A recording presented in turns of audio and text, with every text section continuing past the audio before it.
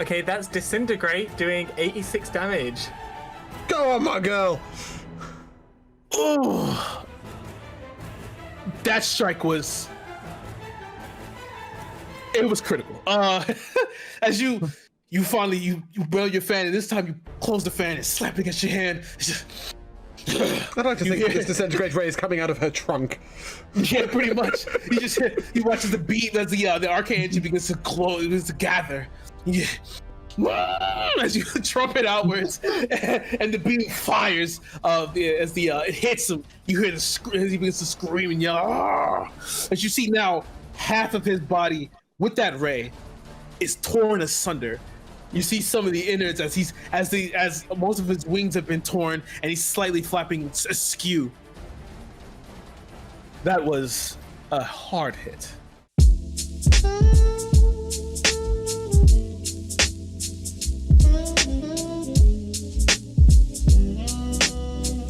Welcome along.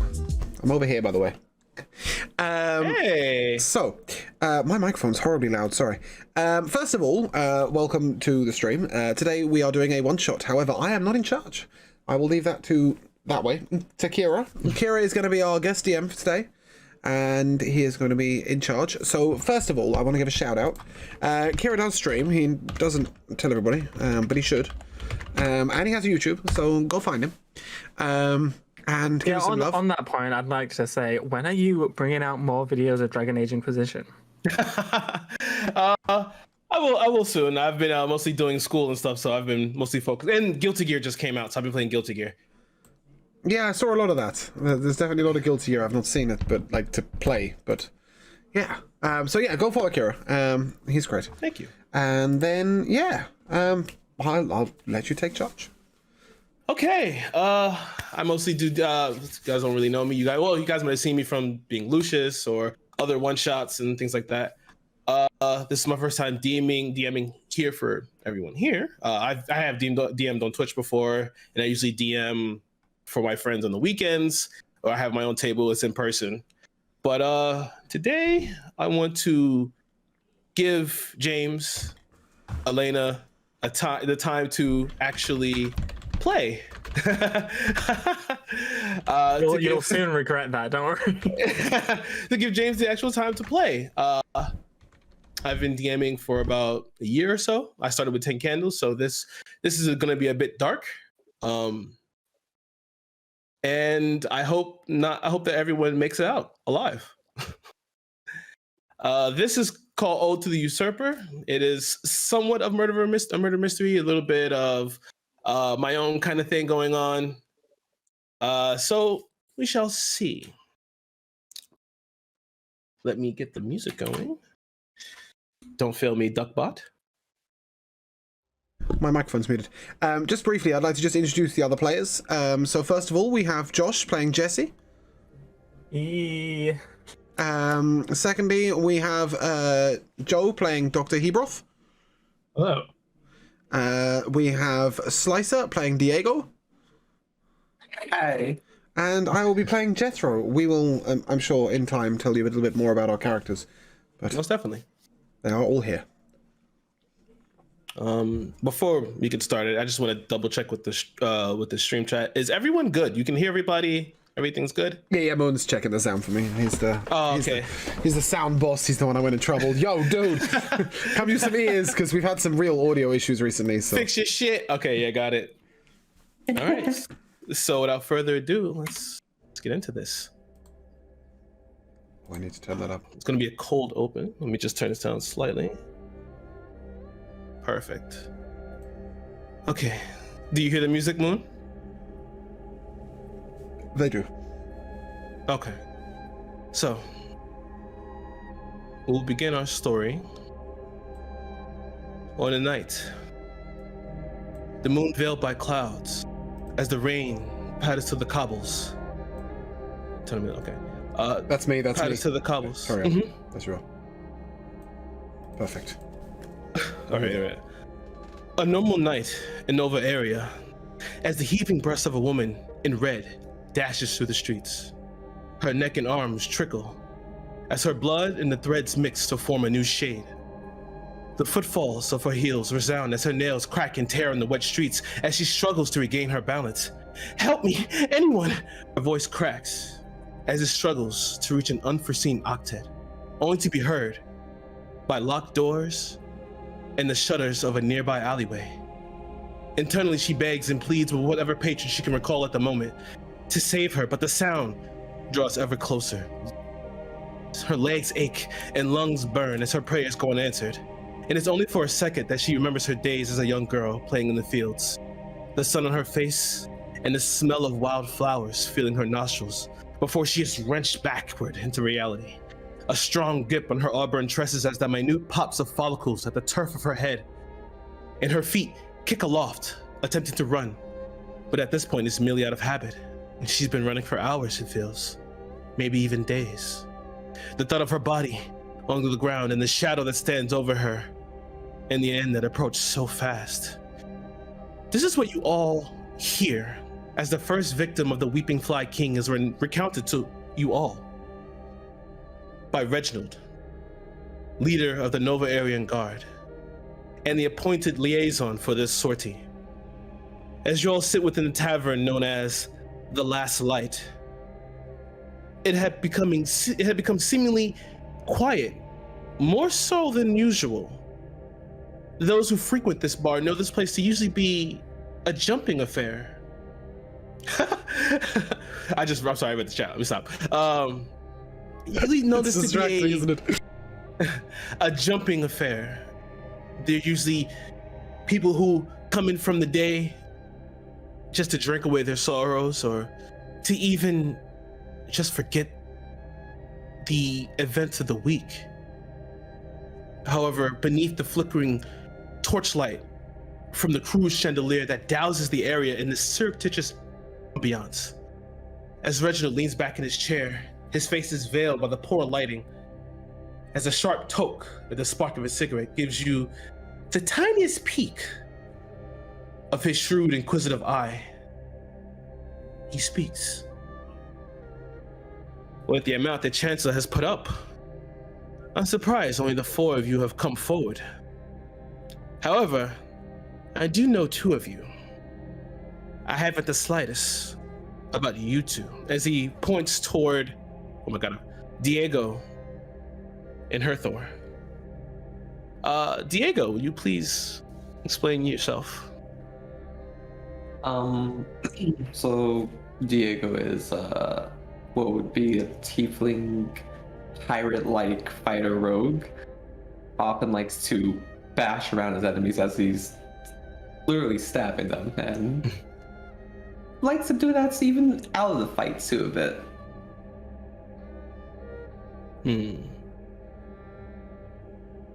Interesting. You could definitely come in use. As for you, as he points toward the furball cleric. Well, technically, I'm not much of an investigator. I'm a mortician, or, well, I ended up as a mortician. I thought that I should join because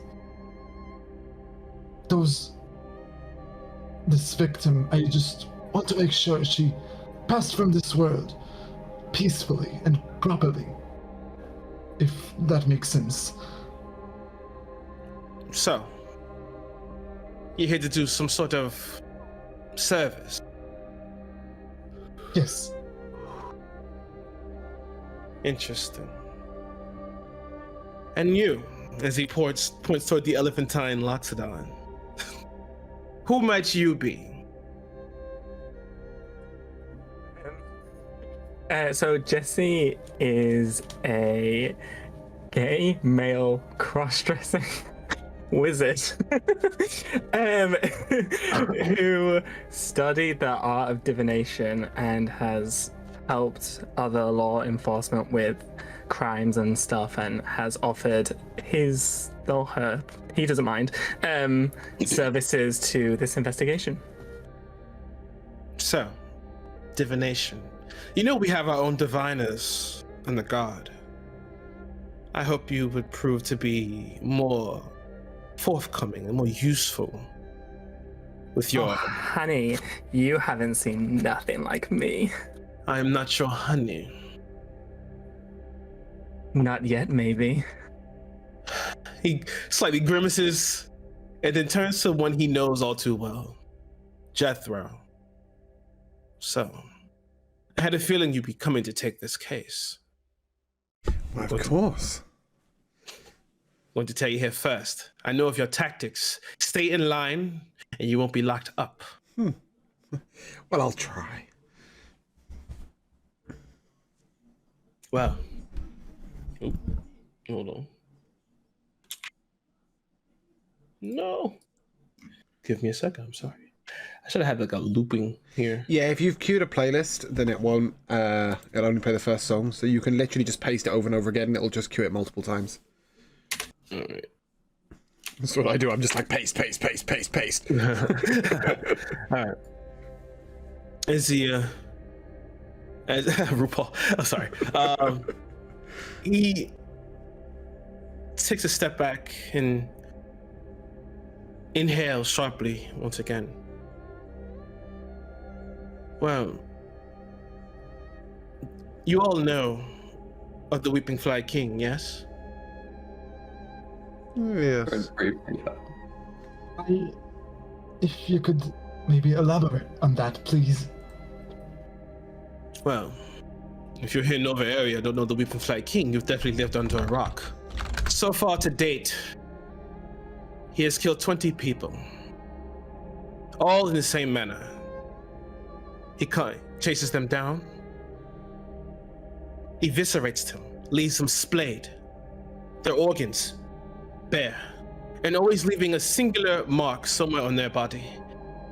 And as he says that, you watch as he pulls from his pocket parchment and slides it over. As he slides over, it flips, slightly crinkled as it's been tucked in his breast pocket. And as he flips it open, you see this, it looks akin to a moth, yet the face on the wings is that of, it's a crying visage. And this is the mark he leaves. There's also one other thing interesting. We usually check the victims' apartments. All their mirrors are taken.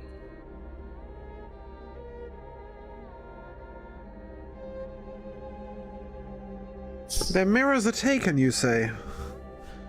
Precisely. Does that lead you to suspect anything? Well, Jethro, I'm not much for magic or the like.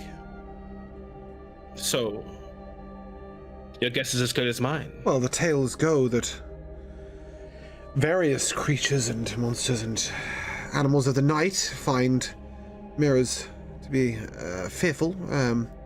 Take vampires, for example, that cannot be seen in the mirror. Take Medusas that, cannot look in a mirror or freeze themselves to stone. There are many tales and mythical relations to mirrors, but as for magic, perhaps this is something beyond my wheel, but I'm sure we'll investigate more thoroughly. I just wondered if you had any suspicions yourself. A strange connotation, and that is the only thing that's changed in the apartments? That is it. However, and this is why you're all here, is he slides the flyer for the bounty over to you, and you read it. It says, wanted. It doesn't give a picture. However, his most recent acts, which just called the Chancellor to put up the money for this. He doesn't believe in the guard anymore, which is unfortunate. But fair. Yeah, fair. But recently, he has kidnapped 8 people. Previously, they've always been left dead. But he's taken 8 people this time, which leads us to believe that the Chancellor's daughter, which is amongst them, is still alive. And there is a reason that we expect this kidnapping to be done by the Weeping Fly King himself. Precisely. We check their homes, their mirrors are missing. How public? Heard, Go on, Hebroth. it's.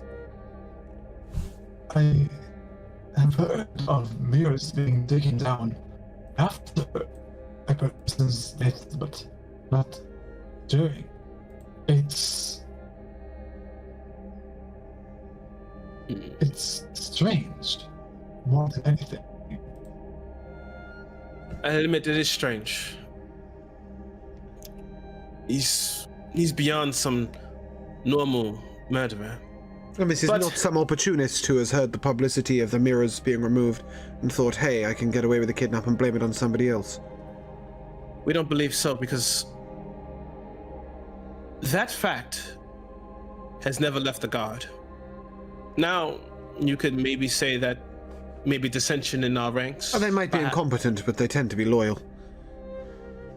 Precisely. You watch as he kind of pulls back, takes another cig, and then pops open his timepiece. We're running out of time. The Chancellor will have you at his house. He wants you to investigate his daughter's room. We have not touched it. We left it the same way we found it. So, if there's anything that you would like to do here, you can. If not, the carriage is outside. Diviner? Cleric? Do either of you know of any magic related to mirrors? Well, as part of many burial rituals, some believe that the mirrors might trap the souls of the passing. So, they're usually removed upon the death of a loved one, but it seems like it seems weird to think of it in that way because if I'm not mistaken, the mirrors were probably removed during the murder. Well, these people think- were not murdered in their house, so it is either slightly before or slightly afterwards, I'm assuming. At least they are removed before the bodies are discovered. Which, given the publicity of where they were left, leads me to believe that the mirrors were stolen beforehand. And what about As you were talking. Sorry, go on. No, I'm sorry. As you're talking, you watch as I'll leave you to deliberate. Now be outside. And you watch as Reginald stands up, snaps his fingers as the patrons that were in the bar all stand. And as you see, they're wearing vestments of the Nova Aryan Guard and begin to walk behind him. Reginald is the captain of the guard? He is the leader of the Nova Aryan Guard. Okay. You know him all too well. Yes. And you, Diviner, do you know anything of magic and mirrors being intertwined? Oh, sweetie. Mirrors can be used for many different things. Enchantments, portals to another place. So many options for Portals, one with you the say? correct skill. To some, perhaps. We suspect a being of the nether planes. Anything's possible right now, sweetie. Oh, I probably should have asked. Maybe we could ask to see if somebody found out what could have been the murder weapon or the Well, murder method. we shall investigate the bodies. I'm sure that'll reveal far more. I do not trust somebody else's view, and you say you're a mortician. Perhaps your professional view on the body will reveal far more than asking from second hand. I'm sure I should some of the hope bodies so. are being kept reserved or are available for us to look at.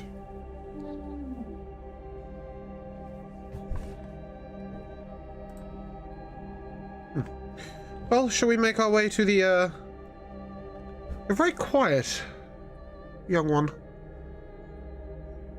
What did you say your name was? What was your name, sorry? It's Diego. What do you bring to this investigation? You have skills, I assume?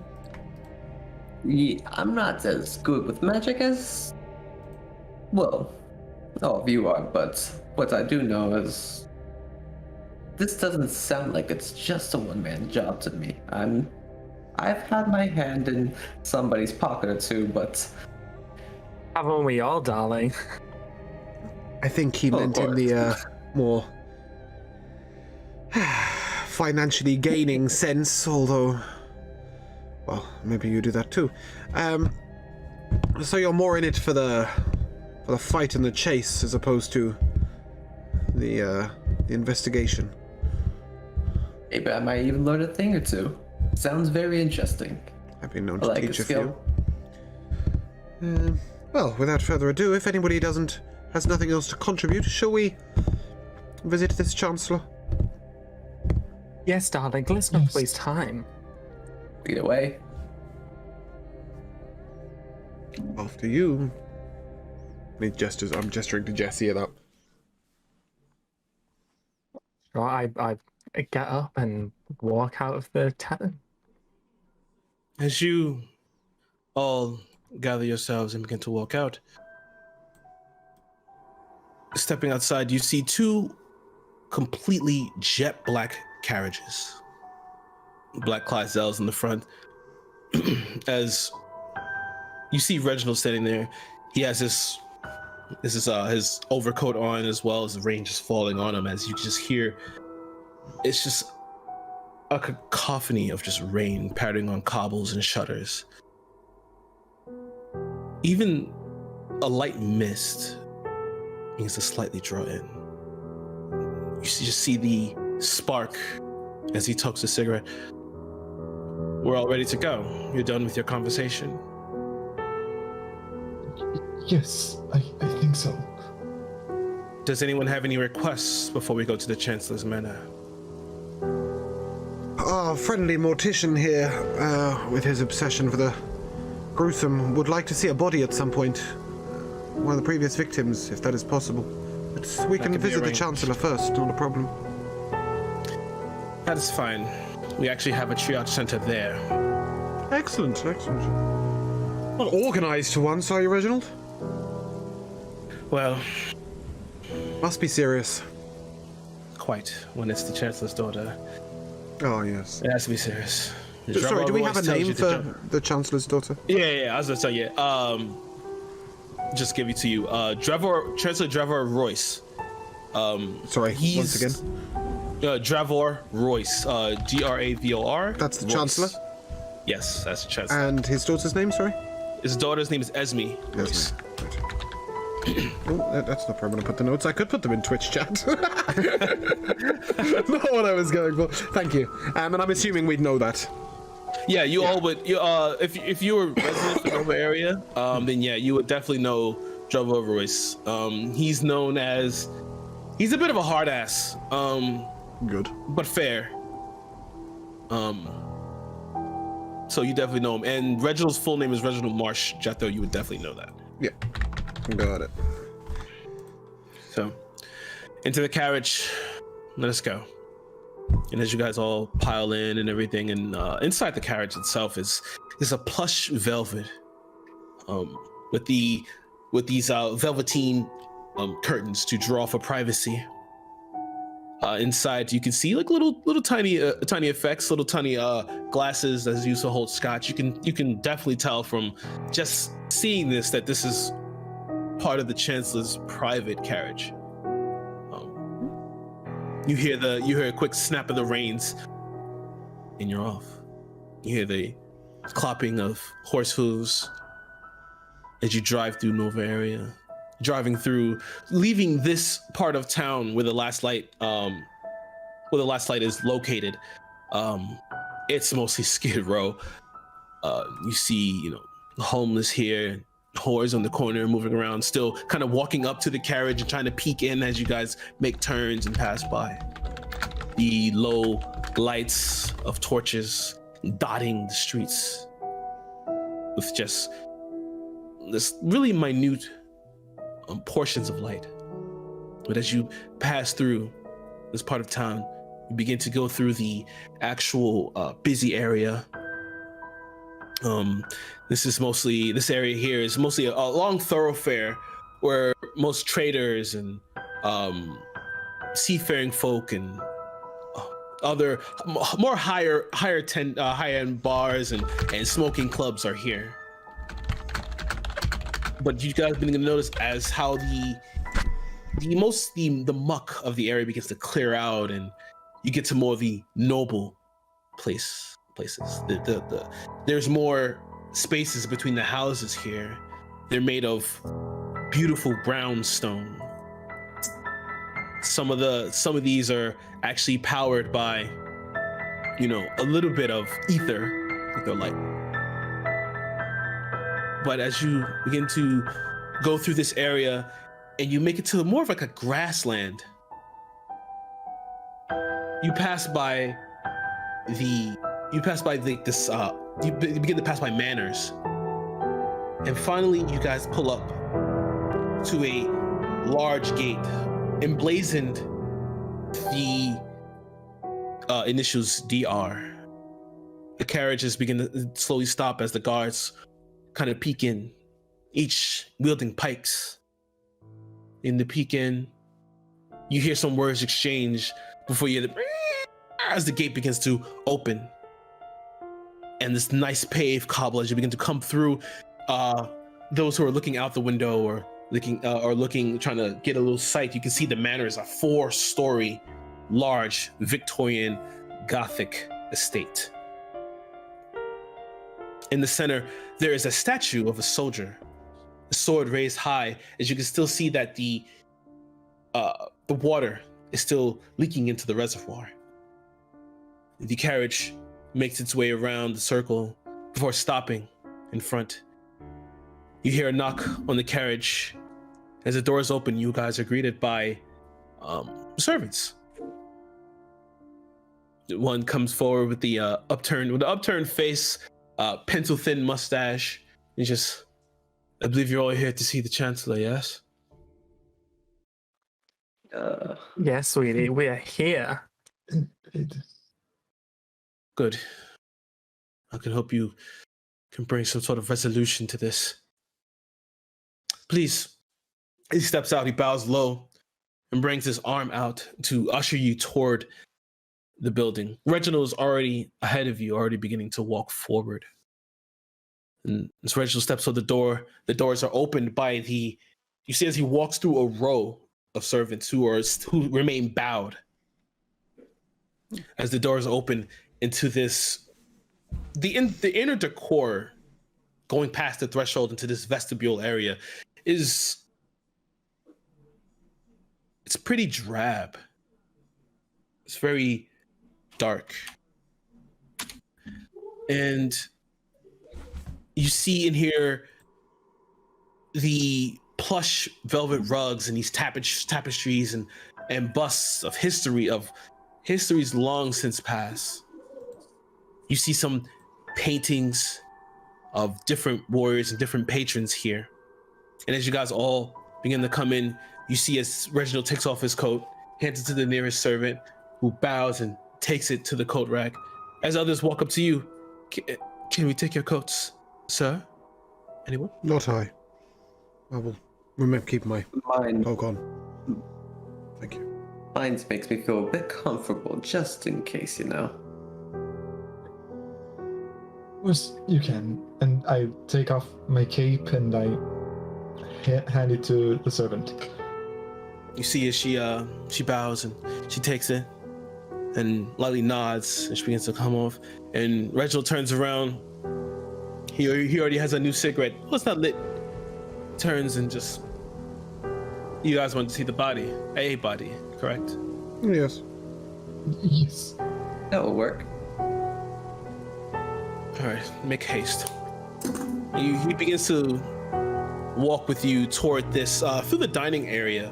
Going through the dining area, this nice polished marble, and there's a plate setting for at least 7 people. No food. You smell nothing cooking currently. And as he leads you past the dining area, through a sitting room, down a hallway, through into a greenhouse that has already been kind of covered. As he comes in, you see 2 guards straighten up, stiffen, and he's like, "At ease. We're here to see the body of Miss Victoria. And they turn and stretch out their arms as he begins to lead you around. Miss Victoria was the latest victim before this. We found her in her apartment. You see there's a light shiver in his hand as he thought about it for a second. It seemed like you can see that his face, he's recalling a memory, vivid. But he brings you to a table, to a slab, and as he pulls back the covering, you see her there, her entire body pale, her eyes slightly gaunt and dark. But they left her as they found her. Her arms are splayed wide. Her chest cavity, all the way down to her navel, has been split open, and the organs have been separated out. Well, have a look. I would like to examine the body for any kind of hint as to what kind of instrument was used to pry open the body. Please give me a medicine check. No problem. While he's doing this, if I could turn to... Is there a servant close enough? There isn't the guard. one. However, yeah, probably you could speak to a guard. If I could just take out the glass and hand him a glass and just ask for some water. That would be to aid me in this investigation. You watch as he takes the glass from you. He's a little confused. He looks toward Reginald for confirmation. That just waves his hand and he begins to go off. He'll bring that back shortly. What was your roll? Let me just check here. 14. Okay. 14's pretty good. Looking at it, you can see that the cavity is this was definitely done by it was definitely an incision. Although you find it kind of odd that, judging by the incision and judging by you can see as you look and you see some indentations inside of her body, where you can tell the width of the actual blade. It wasn't like a scalpel or anything. It was a larger weapon that did this. And you can look around, even with the 14, you can see on the inside actual grip marks from fingertips that was used to pull the body apart. Human fingertips? Give me a nature check.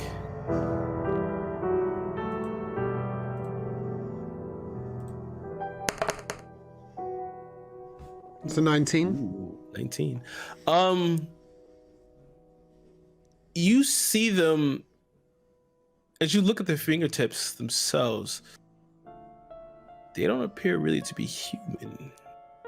There are definitely 5 fingers, but you can see little indentations where it look kind of like clawed. Do I see if any of her organs are missing? Make an investigation check.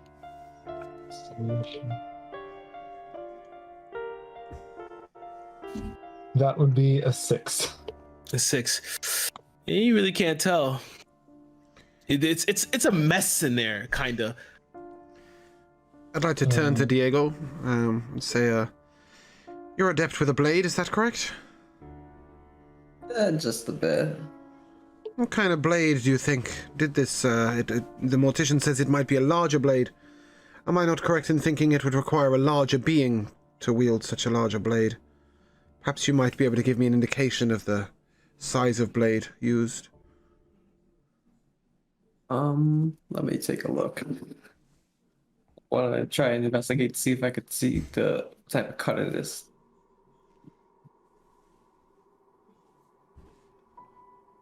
Is that okay? Okay, the 6. Okay, it came in a little late. Okay, yeah, you can't really tell what blade kind of blade did this. I would like to cast Detect Magic. Please do. And as you're sitting there looking over Jethro, the knight comes back with the glass of water for you. I'll take a small flask from inside my pocket and just add it to the water and get it ready. I'm just stirring it in. The water is turning sort of dark red, like blood. Okay. Currently, you detect no magic. Currently. Interesting. What about you, Diviner? Do you see anything unusual here? I mean, apart from the unusual, of course, but does your magic do any clever things? Not with the dead, sweetie. The only thing wrong I see here is a dead body making this place look untidy. Have you seen this house? True enough. Gorgeous. It's Is Reginald still with us? Jesse. It's, Yeah, he's still here. He's smoking a cigarette off to the side. Sorry, Joe. Carry It's on. not. It's not appropriate to talk like this of the dead. It's not appropriate to have a dead body in a greenhouse, darling, but here we are. I kind of. I gently like close the body's eyes, and I say a little prayer, and I go to Reginald and I say, I think we're done here for now. Not quite. Reginald, has somebody spoken to the dead? Has anybody tried to contact any of the dead people on the in their own plane and speak to them? Unfortunately, we don't have anyone who's adept at that. We have those that are on the guard are a little bit. You don't really have dabble. anyone that's adept. Period. Yes, they dabble. However, if you can, that would be most interesting. What do you know of Miss Victoria here? Not too much. Mostly she was a bit of a wretch, really. She lived a little bit closer to Last Light Tavern in that Skid Row area. I know sometimes she would turn tricks, other times she would try to find work for a little bit of coin here and there. Not much. She didn't really make a shake in the social ladder. You Not to knew concern myself. nothing of her personally? No. A shame. Does anybody know of her personally? Has to be someone with her family. As well as we know, she doesn't have any family. As we're digging, we're still investigating on that. Great. Killing the people that no one cares about and suddenly takes the Chancellor's daughter. Useful. At this point, if I could take the glass that is now looking very much like sort of a dark brown liquid, those fingerprints, can I take a cast of those? Yes. Just to get an idea of exactly what they look like. And I shall use minor illusion to then try and set a hand in that. To try and work out like what sort of hand this might be. Give me an Arcana check, actually. I like that. Ooh, that's using your. Really, that's a 2. That's a 10. Oh, It's a 10 overall. It's a 10 with my +8, but it's a 2. Okay. That's the one thing I'm 10. proficient in. With the 10, you get a. It's a little fuzzy, but you kind of do see the hand. At least what you can kind of figure from it. The hand itself, it has like a bit of a. It looks. With that 10, give me a perception check on top of that, please. No, that one I can pull off. So that's a more sensible 18.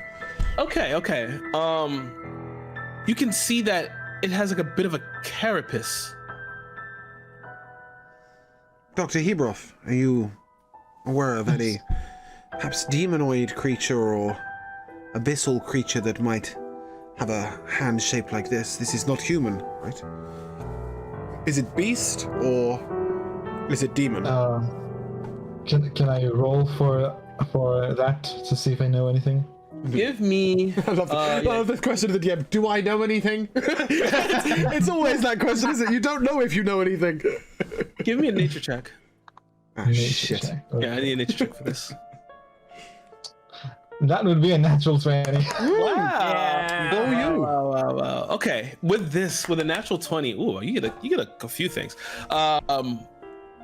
You can tell by this that you're not. It is demonic in nature. In terms of its species, it's insectoid.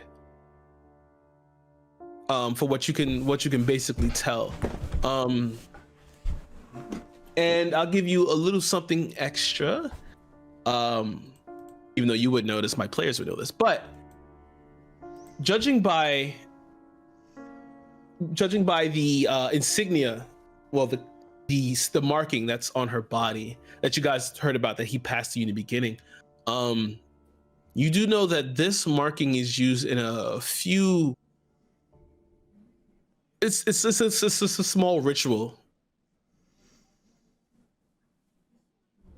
Divino. You over there. Yes, sweetie. This girl is, well, currently fairly useless to us, but is there anything you can do to maybe, I don't know, what does your magic abilities do? Is there anything you can do with somebody who's dead? At all? No? Unfortunately, I want to James, know. that's not how divination works. Yes, I don't know what a diviner does in. Give me a quick rundown of what. Out of character. Just give me a quick idea of what divine You magic get a couple does. of features to have roles be different, but even the divination spells you learn is kind of complicated to try and use them. Detect thoughts and stuff like that. Yeah. Right, okay, great. We've got the same magic. Excellent work. Yes, but you don't have the charming personality that I do. True enough. All right, well, if we can't make any more progress with her dead body, it's a shame. I would like to talk to her relative. Are we sure there's nothing missing on the body? I mean, and when I say missing, I mean sort of, not necessarily with an organ is taken, but what about the rest of her body? Is she missing any fingers, fingernails, hair, etc., or is she complete? Complete? Is that a... She's not complete, she's dead as fuck, but is she complete? She is perfectly complete. Interesting. Because in rituals, you would assume they might need a part or, something from inside, something from outside. But perhaps a soul. Who knows? I'm gonna take a quick swig of the hip Or flask. something that's tighter than like a mirror, sweetie. Yes, but... You don't need her dead to take her mirrors. We don't know what kind of ritual they're doing. No. We don't even know if there's a connection between these people who are dead, the people who are missing. He asks a good question. Reginald, Yes. do we have the names of some other victims? Perhaps a couple of details. Are they all ladies of the night? Are they all found in the same area of town? Are they all women? They range. They're not all women. Some have been older men ranging from 20 to 60 years old. Others, this is just the most recent one. No children? No children. Perhaps a Which- killer with a slightly discerning mind. Thank the Morning Lord for that. Yes, definitely. And they are varied between rich and poor and the area in which they're found? Definitely, yes. No they connection vary. you can think of. He watches, he thinks for a bit.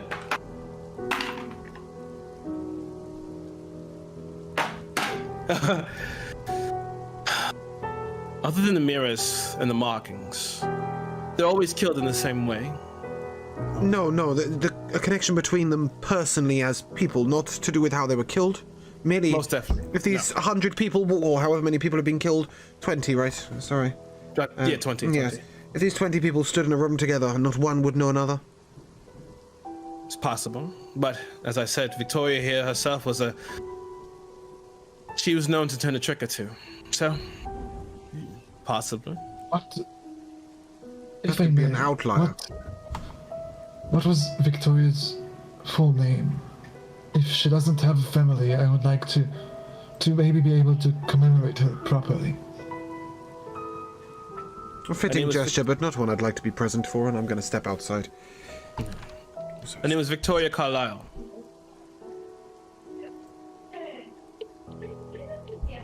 Thank you very much, Reginald. No problem. If we've wasted enough time, I should go take you to see the Chancellor. Yes. Yes, let's go, darling. I've had enough of smelling this corpse. You and me both. But perhaps if you weren't wafting the smells around the room with that god-awful fan, darling, it would, reduce... Sweetie, some of this. please, don't try. It just makes you look stupid. Oh my goodness. That's something I'm used to. So as the doctor begins to finish his rites and everything he's doing, Reginald begins to lead you out back through the areas. You get to see more of the house. As he brings you finally back to the vestibule area and the stairs that wind and spiral upwards, the deep red velvet carpeting leading up. As he begins to walk you through, you see as you're going up in the levels that this house is gargantuan.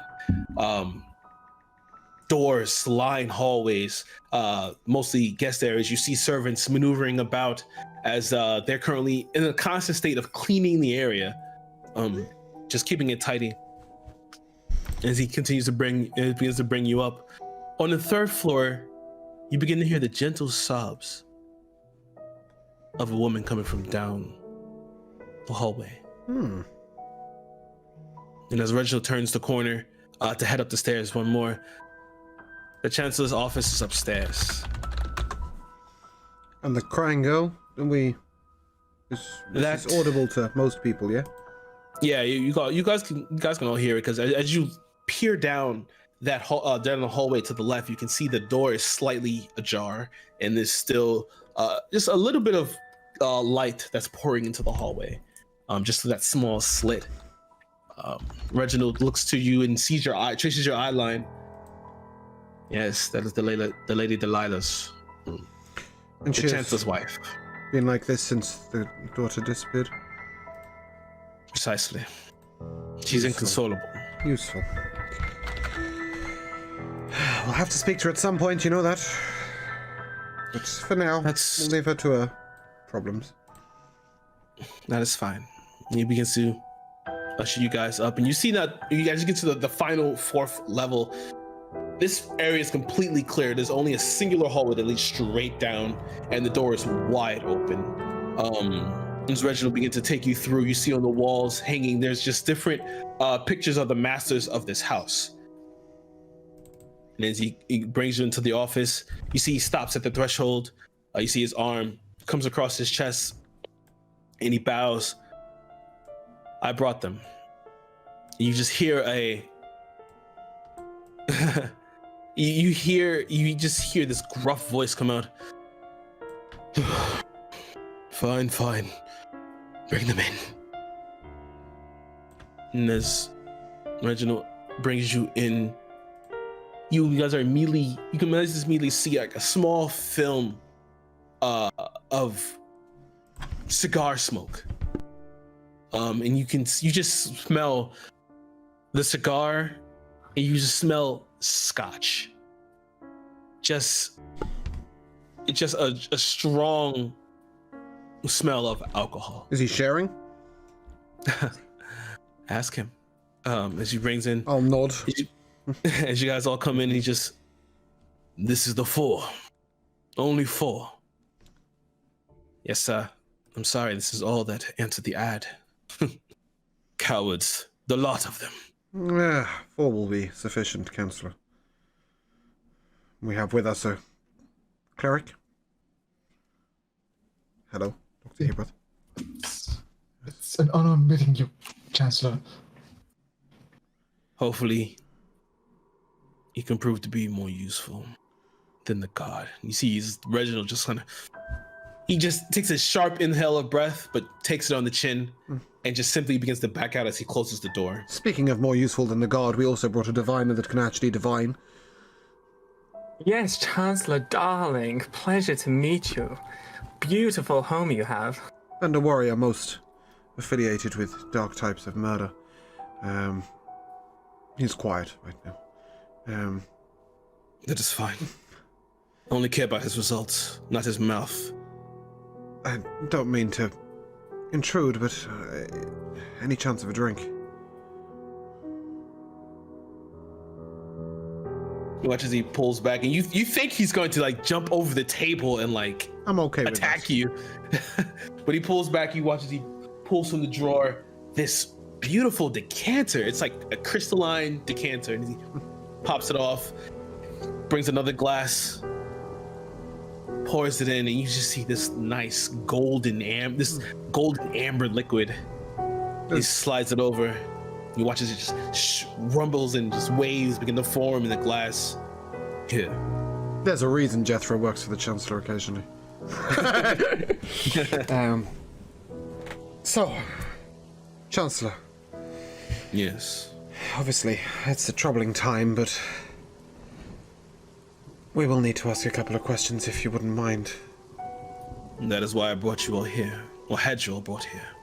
Answer questions. If you don't mind me taking the lead on this, when did Esme disappear? Last night. Can you be any more specific?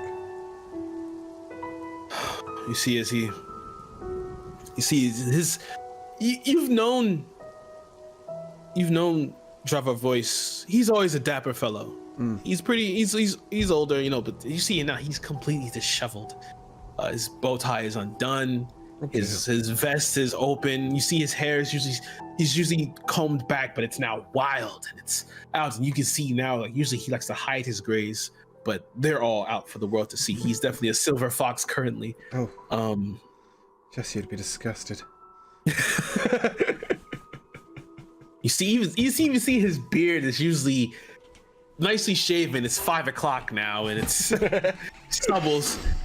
And I believe, it was right after dinner. I let her go to her room.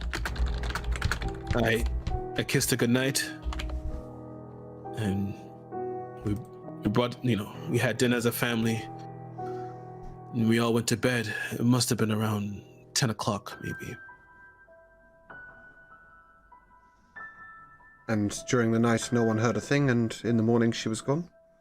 We've interviewed all the servants rigorously. Of course. They all said they heard nothing, they seen nothing. She has a maid of her own? Yes. Her name is Sophia Dixon, is her name. She should be downstairs in the servants' quarters. If you don't mind, in the most gentle way, we'd like to have a word with her. More on the personal nature of your daughter than on her going missing. I don't suppose her maid was standing outside her room, guarding it like the guards were. I can't say, Chancellor, that I know your daughter particularly well. What was she like as a girl? So full of energy. Vivacious.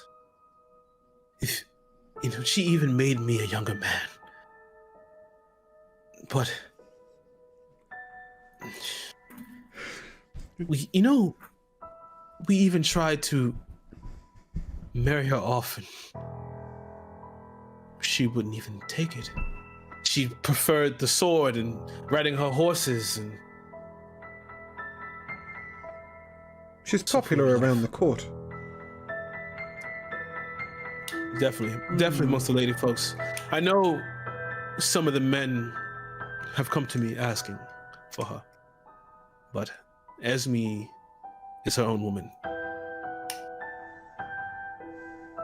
And where was you, Chancellor, during that night?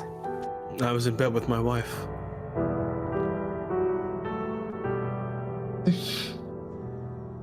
If you don't mind me asking, and I mean no offense by this question, but None taken. would you say that your daughter was a good fighter? She had been studying the sword for about 4 years. She wasn't amazing, but I've seen her handle herself. I've seen her rough around with some of the servants. We've even had some trainers come in to help her. And I'll say that she's a quick study. So for her to be taken silently is impossible? I wouldn't say impossible, but they would definitely have a fight on their hands. No, I would say impossible. She must have been sedated, calmed, frozen, slept, paralyzed, held in place. There is something involved more than just a simple... Well, not that any kidnapping is simple, but this is no simple kidnapping. No. We know that she was taken from her room, Well, she went to her room at night and she was gone by the morning. and she couldn't have snuck out. You make a point. If you were to see, he kind of like pipes up for a second as he kind of like puts down his glass. We've left our room the way we found it. It was a disheveled mess. How did they make a mess so quietly? Who is nearest to your daughter's room during the night, apart from your daughter herself? There was a guard outside, or... No guards. This is my home. We leave the guards, but the closest to her room is mostly guest rooms. She kind of has her own section by herself. And her maid does not sleep nearby? No, they sleep in the servants' quarters. They have their own dormitory downstairs. So they could have made some noise during the night and it wouldn't have been particularly audible. Perhaps. Your guess is as good as mine. You watch as he tips the bottle again. Hands a little shaky as he just begins to pour. Lastly, Councillor, I know you're not particularly... It can hardly be your primary concern, but I understand that 7 others were taken. Yes. Do you know any of them personally? I believe Reginald has given us the list of names.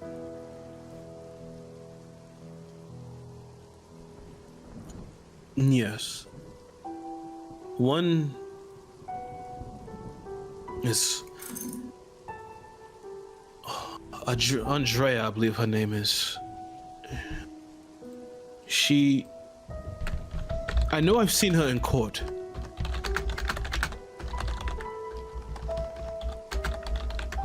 But you know nothing of her on a personal level. Not personally, no.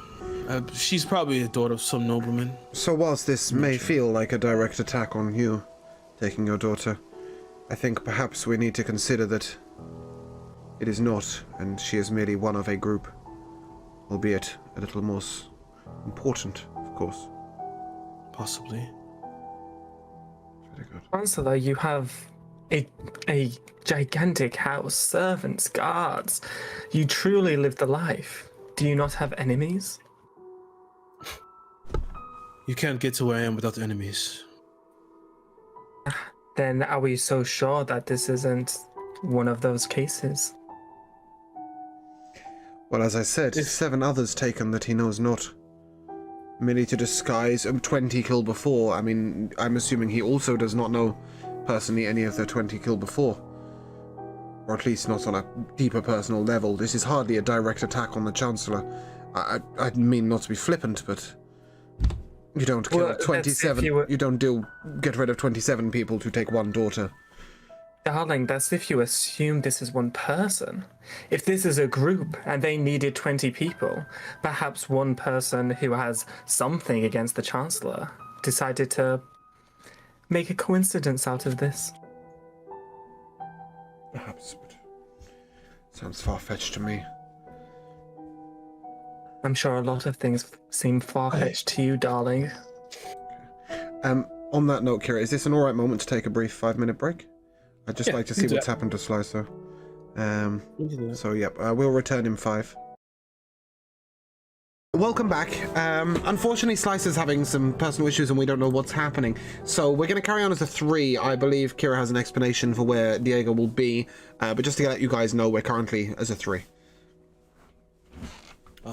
As the Chancellor says there, where exactly are you going? That's not the right voice, I'm sorry. Where exactly are you going? And you see as Diego turns around, I'll be back.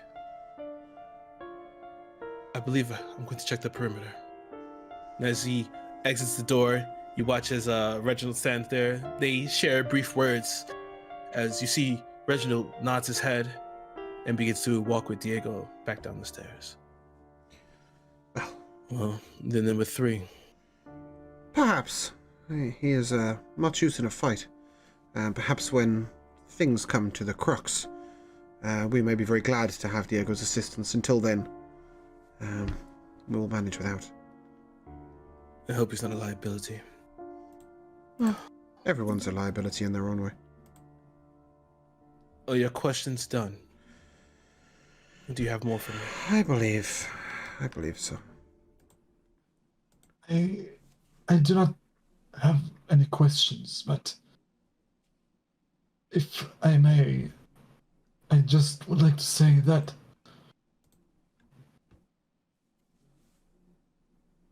whatever happens, I can assure you that your daughter, wherever she is, she would like you to stay strong. Please try not to fall apart at this time. Trust a priest. If I'm not stepping out of line here. Give me a straight charisma check. That's like worst. 2 total. I would like to attempt as Jethro to slightly smooth the words over for him, and perhaps suggest to the Chancellor that the priest has your best wishes at heart, and merely wishes to. He has dealt with many situations like this. Many wishes to convey that sometimes the victim's family must remain strong to allow us to focus on finding your daughter, as opposed to worrying for you. Give me a charisma check as well. With pleasure. Just a straight sir. charisma check.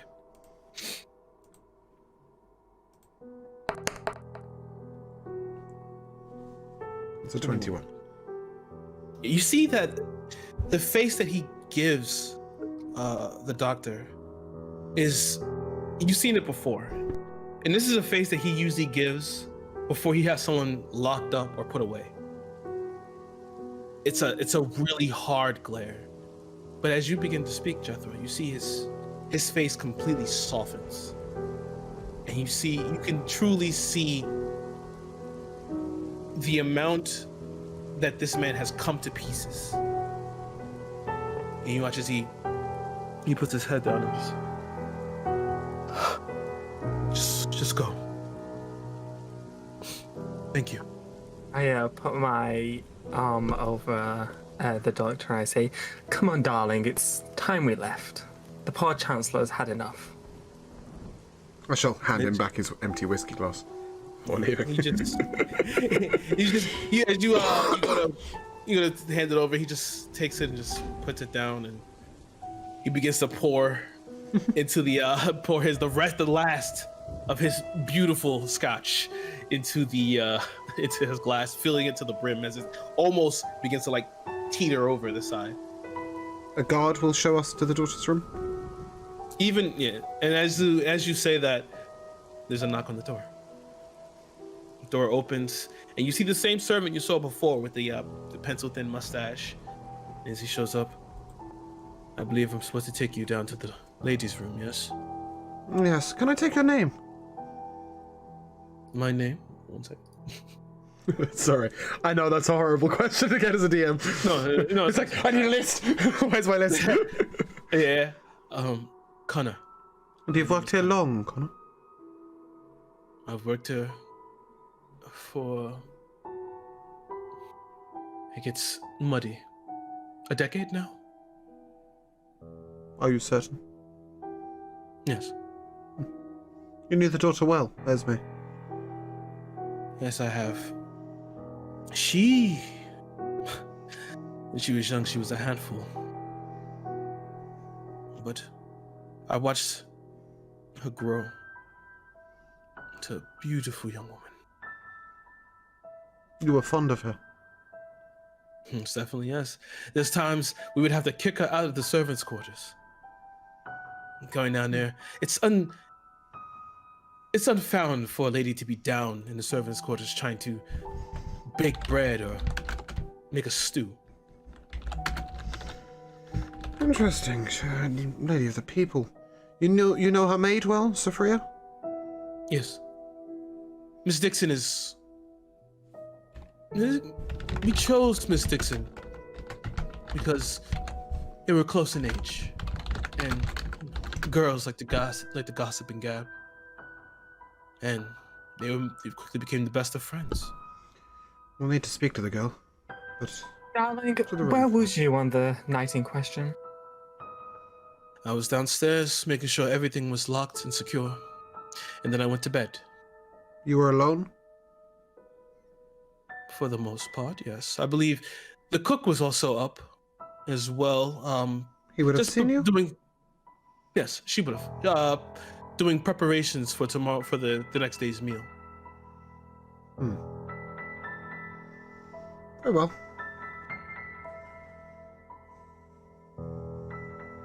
Are you ready? Never trust a man with a pencil-thin moustache. All he needs is a bowler hat, and then that's it. Yeah, and he's the criminal. Yes, I'm ready if these two are. Okay. Yes, darling, let's go. Mind your head, Jesse. As he, I will if you will. love it. That was perfect. I love that. Beautiful. As he begins to lead you down, you see he walks with his back straight, perfect posture. He is the exemplary, the paragon of butlery. And as he begins to step down, it's almost as he glides on the floor, taking you down to the 3rd floor and leading you toward the right, where you previously on the left heard the sobs.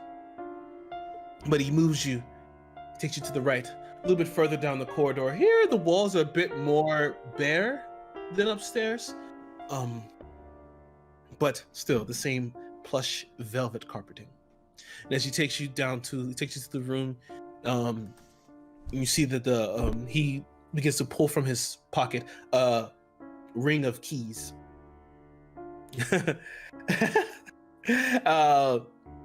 A ring of keys. As he begins to thumb through, the door opens and he pushes forward, and immediately you guys are hit with the smell of rain and wind. And just the night air is just filling your nostrils as he brings you in to the room. Inside this room itself is utterly disheveled. It is torn apart. The actual, you can see that the window on the far right is shattered. There's a vanity set to the right against the wall that's slightly been pushed. It looks like it's been pushed off axis. And you see that the effects have been tossed to the side and thrown to the floor. The bed itself, you see a deep indentation, and the sheets are half off the bed, with some of the feathers from the pillow and the mattress itself are sprawled about. Inside this room itself is slightly bare, other than what's on the vanity, where you have all the different pictures and things. And to the left, you see like across the wall here, there's a large bookshelf. Some of the books have been knocked over, and a larger armoire in this room. As you see, as Connor stiffens himself, this is the ladies' room. Please, I won't have to tell you to behave yourselves in here, but this is your investigation. Please. You see now his exterior kind of breaks a little bit as he just leans forward. Please find her. He begins to walk out of the room. Yes. Before we enter the room, please stay as it is. I'd like to just briefly take a sketch of exactly how it looks before we disturb anything. There are no prints on the floor. Is this still velvet carpeting? In this room, there is an actual, it's like a area rug underneath the bed. Most of the floor itself is like marble. And there's no markings on the floor. It's not dirty. It's clean. Give me a perception check.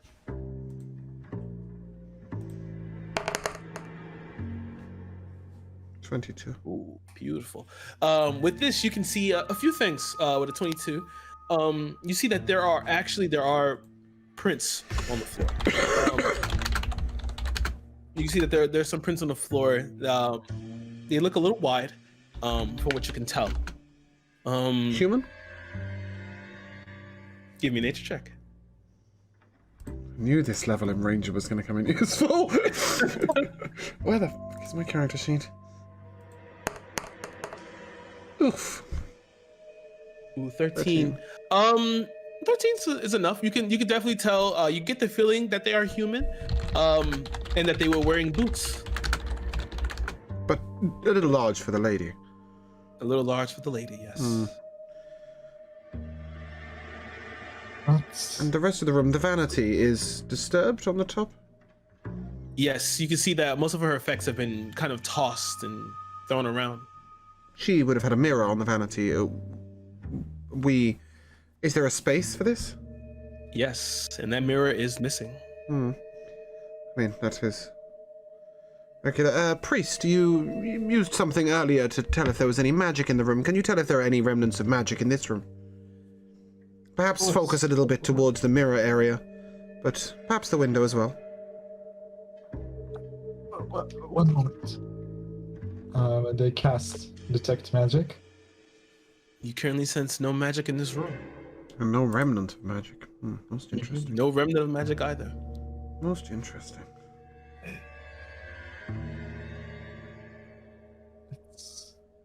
And Diviner, Right. is there a... With this window where they've exited, are you able to, in any way, allow us to look at the outside of the window? Do you have anything, any form of scrying, so that we can see outside the window without disturbing the room?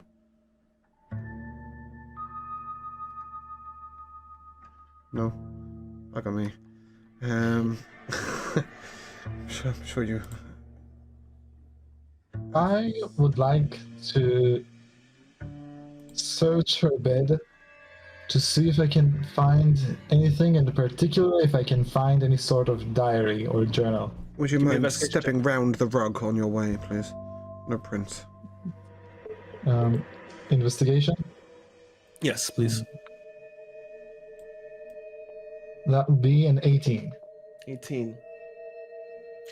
Looking around the actual bed area, you don't seem to find any type of diary. But with an 18, as you begin to kind of slip around and look beneath and everything, your hand presses on something kind of sharp. And as you pick it up, you see it's an earring in the shape of a butterfly. A butterfly, not a moth.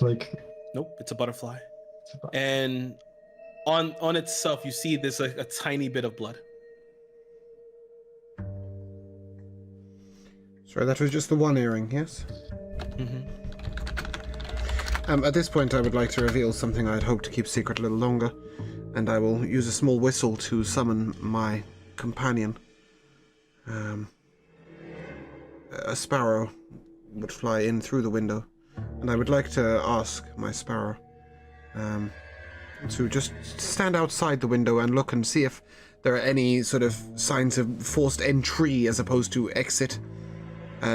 So just from my own perception, obviously, not from the bird's perception, just to see if maybe somebody had climbed up, if there was any rope of any sort. What floor are we on here? You guys are currently on the 3rd floor. Well, shit, Jesus, if they've taken the woman and jumped out the window there, I better hope they can fly. Please give me a perception check. Yep.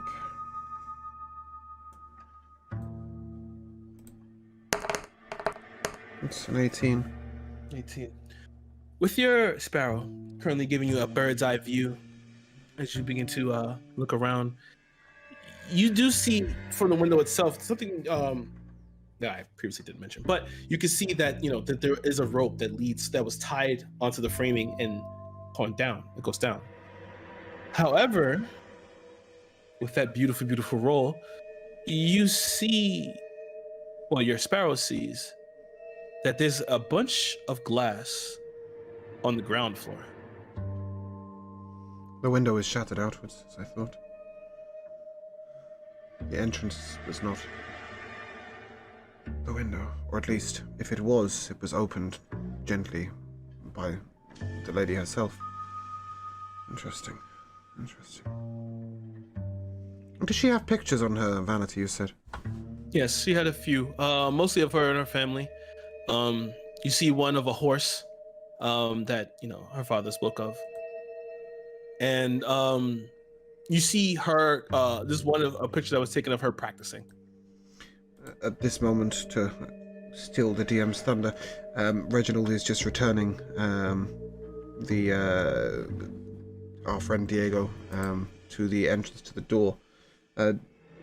Diego, we're currently investigating the room of the daughter, and welcome back. I hope everything's okay. Yeah, thanks, Adam. Getting better here. Good. Yeah, you hear the door just swing open as Diego just walks in. Just Yo.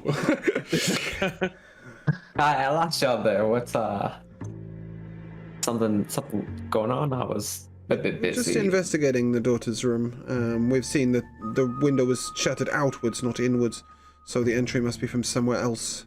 My suspicions would be from someone within the house, somebody who would be able to go upstairs without a problem. We have a boot mark on the floor here, wider than the female herself. And her mirror is missing, of course, as per the reason why we believe that she was part of the Weeping Fly King's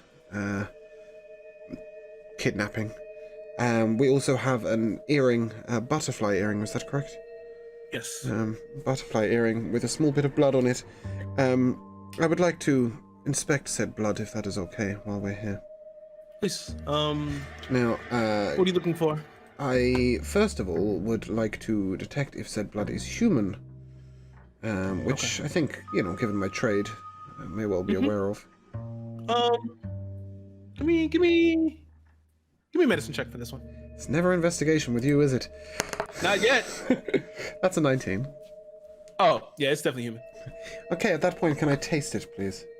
Oh, definitely. And I would like to know, or I would like to try and work out if this blood is, it is dried, obviously, because it is on the earring, but it is old or relatively new, within the last 24 hours. Yeah, I'll give you that, definitely. Yeah, it's just definitely within the last 24 hours. So we assume that this was torn from her at the time. Is this one of these hooky earrings? It's one of those, it's one of the hook earrings. Yeah. So it could have been pulled through the earlobe as opposed to, and this is, so is the blood on the hook? It would, Yes. Yeah, so it has apparently been pulled through the earring. This may have happened in a struggle. Does she have curtains? Yes, there are curtains on. And they're currently open. Yep. Forced open, rushed open, or are they properly tied to the side? They're properly tied. You get the feeling, you get the sense that she likes to, sleep in the moonlight. If she was bleeding from her ear while she was being kidnapped, there should be a blood trail, even if a small one. Wouldn't there be? Give me an investigation check. I'm assuming we'll also need to check downstairs and outside. A natural 20. Natural 20. You looking around, you do see little spurts of blood. It brings you to the carpet where you find a piece of flesh. What type of piece of flesh? Can I It looks like identify an it? earlobe. Ah, okay. Very good. Looks like an Earlobe is earlobe. nice. And this is, again, it is hers, it's human. Mm-hmm. Is the Useful yet servant that brought us useless. here still outside? Like outside the room? Currently, he has left. He's returned to his duties. You wish to ask him something, Jesse? Well, darling, it could be anyone in this house. Maybe it's his footprint. Perhaps. We must find out if there are any new members on the staff as well. I do wonder, though, if... Why bother with the earring and why only one? What happened? I don't think that, I assume the assailant did not bother with the earring whatsoever. I'm assuming it merely got in the way and was caught. There is no reason to leave a mark behind. If he was going to leave a mark behind, we'd have a splayed body with a picture of a moth with a smiling face on it. But would Who? Jethro. It's a very strange question, but who Jethro, what's your grabbed passive? the ear of the victim? Sorry. Sorry, Dr. Hebroth, who would what? Yeah. Who would just grab the ear of their victim when they're... Well, I mean, in a fight, ask Diego here, in a fight, all sorts of body parts get bumped and wounded. Sometimes you lose an arm, sometimes you lose an ear. I mean, this That's guy's the got to guy contend with a tail. that. Imagine that. And a trunk, darling. Oh, Think yes, of and the that. positions I could get myself into with that. Oh, my. Yes, voice Jethro, with your passive perception, you smell. You get a interesting waft of a smell in here. Do I like it? Interesting. Slightly, it's a little sweet. Sweet and me- decayish? Not decayish. Give me an investigation check for this one. You're sitting there, kind of. You smell it, and you get the noodle. You're noodling in your mind. What did you get? It's a 17, but I rolled a 4. Oh Jesus! But hey, foolproof. This smells like ether. Who or what is ether? As in to me- A-E-T-H-E-R? Yeah, E-T-H-E-R. Mm. It smells like ether. There's one other substance that kind of smells like this. Ether as in... I'm going to ask, totally out of context, are we talking ether as in, like, perfume, wax, etc., or are we talking ether like space stillness that contains... No, Right. no, the actual chemical. That's chemical. Right, the chemical. Okay. just You clarify. smell space. No, but like ether is used in some homebrew worlds as like a sort of magic Yeah. product. Right. Okay. I'm talking about chemicals. So, like, does it smell like what's the word? The thing you use to grow flowers with? Fertilizer. Try chloroform. Oh. It's... Why would you Ether fight somebody isn't- you'd attacked with chloroform? If it smells like ether, then she was probably sedated. Eventually, after a bit of a tussle by the looks of it. I know I'm a bit late to the party, but does anybody know how? Did anybody check see how they got in? We don't know. We assume through this door, through the entrance. Certainly the boot print implies that. The shattered window outwards implies they went out the window but did not come in the window. We're looking for, at this point, do I have anybody on hand who could produce some water in said glass? Do any of you have a great water spell? I have my jug, and I Fantastic. have an alchemy jug. So Oh, brilliant. Fill me up, love. So yeah, I just Hey, that's my line. Isn't it just? Yes, if with the water, I would then like to take a little cast of the print to get a I can. size. So yeah, would you prefer fresh or salt water? Fresh. Fresh. Okay. So I just In the glass. like swirl around my jug and like hand it to him. Fantastic. In said glass, I shall use the same bottle as before, a couple of drops, deep red, dark brown. Just make a little cast so that we can compare this to the boot of some of the servants and... Okay. So you want to keep it till later? Got it. Cool. Yes. I think we have a couple of options here, guys. First of all, we could speak to some of the servants. All of the servants. Some of the other household members, perhaps some of the guard. But also perhaps the butler may have a register of any guests that have visited recently, even if they came a week ago. You know, you'd have to case a place like this to get to the right room without, you know, accidentally kidnapping the wrong person. And lastly, we should probably speak to that maid. Says she was best friends with Esme. But I am a little hesitant. The other thing we should definitely be doing is finding out who the other 7 are that have gone missing. As I said, this may have nothing to do with the daughter specifically.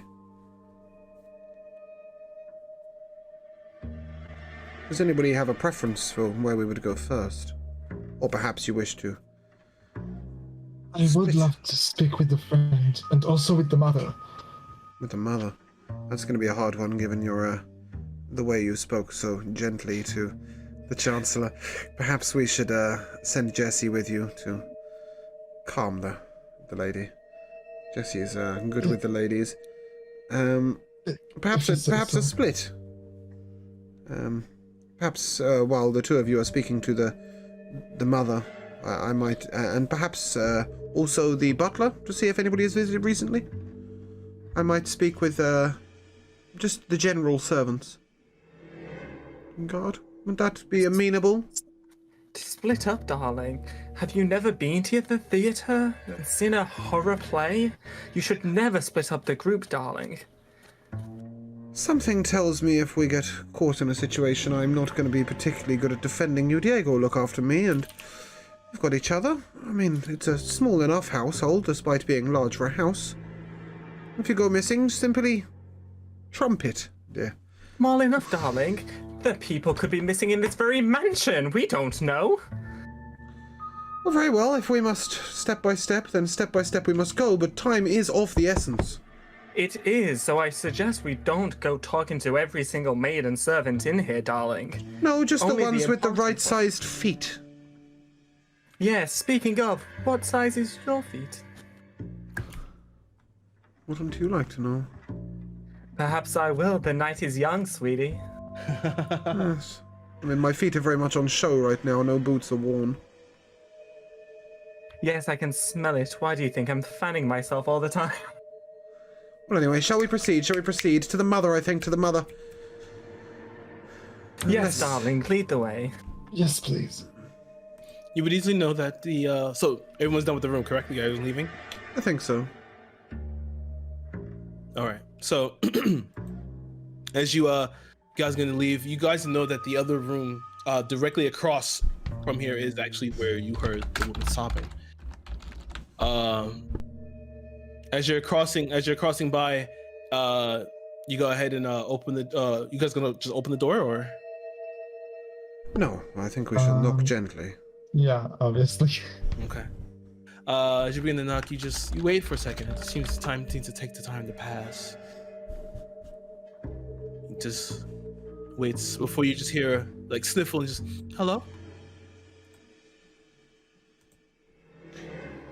My Someone lady, there? we are investigating the disappearance. If we could have a word. And as you she's coming. As the door opens and you just see her as she begins to walk away from the door. There are no servants currently in here. I'd like But to. you just. I'm sorry, go ahead. Go on, I'd like to turn briefly to Diego and say, perhaps this isn't your setting. If you would find out if anybody has visited in the last week or so, not of the family directly. Maybe perhaps ask the butler. Or Reginald, you seem to be getting on quite well with him. See if that can be arranged, would you? And Diego fucks off.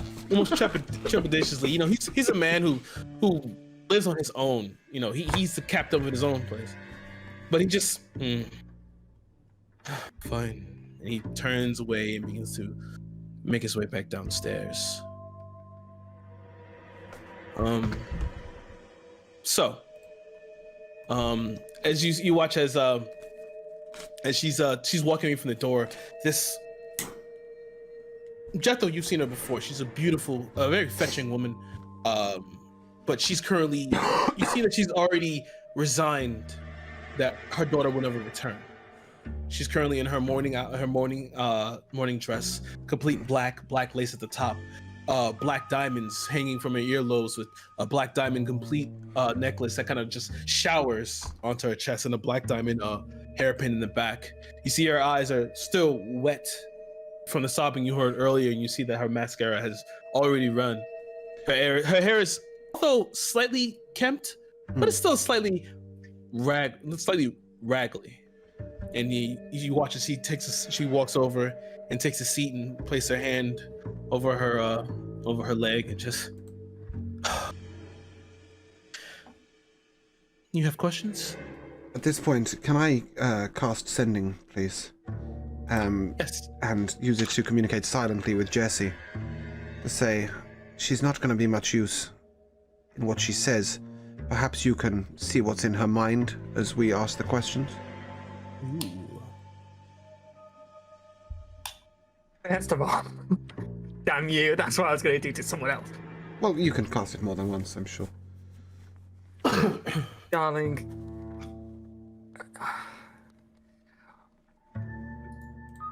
it would be wasted on her. Take a look at her. She It has is- not. It is the very way she looks that is, well, I mean, I don't think actually we can have a whole conversation via sending, but we're going to have a brief one. It is the very fact that she is so distressed that means she will not answer questions. Clearly, we are not looking for whether she has done anything wrong, merely what she knows of the other people in the mansion. I would like to ask the lady. Lady, we mean not to concern you, but we did find this earring in your daughter's room, and we just wanted to make sure that it is indeed hers. Have you ever seen this earring? As you hand it out to her, you watch as her body kind of shudders and shakes. It's me. And she like takes it from you and like holds it in the palm of her hand. The blood still, looking at the blood, you see she's just taking it all in. And she, this is indeed hers. She always wore them. We got it for her birthday. And as you look over the earring itself, you see like it seemed like a normal like butterfly earring, but you look at it now, it's like there are diamonds in this. Quite cut. Jessie, are you willing to detect thoughts here? If you'd like to, darling, but I've got your back. Don't worry, I can cast it too. I just can't ask questions at the same time. very well. My lady, will you be so kind as to do me a favor? Huh? I go and sit down. Is she sat on a chair or like a sofa or? Yeah, she's like in a love seat kind of chair. Chaise longue, I believe. Okay, I go and sit next to her, put my fan away. Okay. You watch that she kind of like she kind of straightens up a little bit and just. Oh, darling, there's no need for such things at a time like this. And I take her hands in mine. Okay. And now, darling, I want you to remain calm. My associate is going to ask you a few questions, and I'm just going to gently probe your mind while he does this. Is that okay? Yeah, I just kind of jump back. You weren't meant to warn the woman. Probe my mind. Yes, darling. I know that this is a very emotional time, and perhaps if your words cannot say what you are truly feeling, your mind will. Touche. Give me a persuasion check.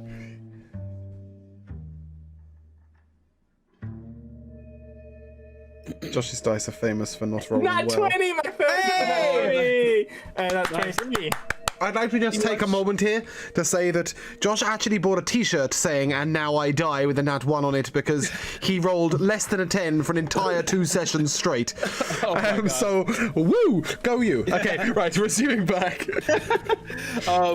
You watch as she looks at you and then looks toward Jethro and then the doctor. Okay, fine. Yeah, I close my eyes. Well, no, before I close my eyes, I nod to the doctor and Jethro, and then I close my eyes and cast Detect Thoughts. Okay. Now, my lady, these questions may seem irrelevant and may come at you a little quick, but just the first thing that you think. Okay. Let's start with Connor, Yes. your butler. A friend? Most certainly so. Good servant? The best. Took an interest in Esme. Well, he watched her grow up. He helped raise her. He must be most sad. He is, even though he struggles. He's hiding it well. Does he hide many things well? I don't think so. He holds your family secrets, for example. Yes. And with the detect thoughts, you get to see a few things. You see brief like memories of stuff, or like you see her in the garden, out in the back enjoying tea, watching Esme as a child run around, and you could see Connor. You see Connor like helping her out and kind of giving her like piggyback rides and things like that. And that's mostly what you see from her, and you just see like just different times where Connor is around, and he's just always, as you saw him before, just the perfect exemplary butler. But there are times you did see his face kind of crack with a smile. Good.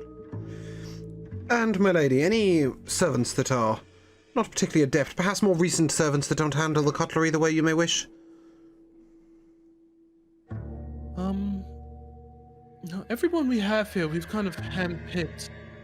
The only person who I don't really know is the groundskeeper. His name? His name is... where's his name? Where I put his name somewhere? I hate that feeling. I'm sure I have this down. I had his name right here. Cartwright. Cartwright. Interesting. And who would know Cartwright well? The servants would, I believe. Cartwright sometimes eats with them. Is he an imposing figure? Tall? No, he's more mousy. He's a little older. He kind of sticks to himself, but he kind of came outward when the servants started to invite him to dinner and lunch. Is he a squat fellow? Is he a little wide? No, Or very he's thin? kind of lithe. Kind of lithe. Okay. And you see a clear image with this. You see him. He's an older gentleman, probably in like middle age, maybe 40s or so. You see his hair is kind of like wild outwards. Yeah, it's like a 5 o'clock shadow beard. But you see, you can see like the most recent memory of him. He has like this puke green shirt he has on. His and he wears like overalls that's usually dirty from mucking around in the dirt and moving around. But you see, every time you see the image she tries to think of Cartwright, it's always far off because she always sees him From a distance. Okay. Yes. No looking From at his a feet. distance. How annoying. Next question, my lady. And only a couple more, I promise. The guards here, they stick mostly to the perimeter? Any come inside the house? They usually stay with the perimeter. I know sometimes the servants will give them food, just as a thank you. Of course. During holidays, we usually let them go on about. We usually have one here instead of having the 3. Who's in charge? Well, the one who's in charge is Xander Marsh. Do you like him? It's okay. Xander Morgan. He's a fine young man. Any guards you find particularly intimidating, my lady? Any who stand a little too close? No, they usually keep to themselves. They bow when I walk past, and if I ever need help, they have to help. Excellent, my lady, and this may seem strange, but my last question. How has your marriage been recently? She kind of jumps back again. Even though it won't serve, but give me a perception check. I mean, not perception. Give me a persuasion check. Well, perhaps I should be a bit more persuasive. The reason we ask is that perhaps your daughter, if a little troubled, may be prone to be affected by your marriage and anything that's going on around her. This is not... there is no suspicion of the two of you, but more to get a general picture of the house before the daughter went missing. It's also a 28, by the way. Just throw I that was about to out give it to you with advantage. So I'm going to give it to you with advantage. Sure. That's that's a 28 too. Oh, perfect. Okay.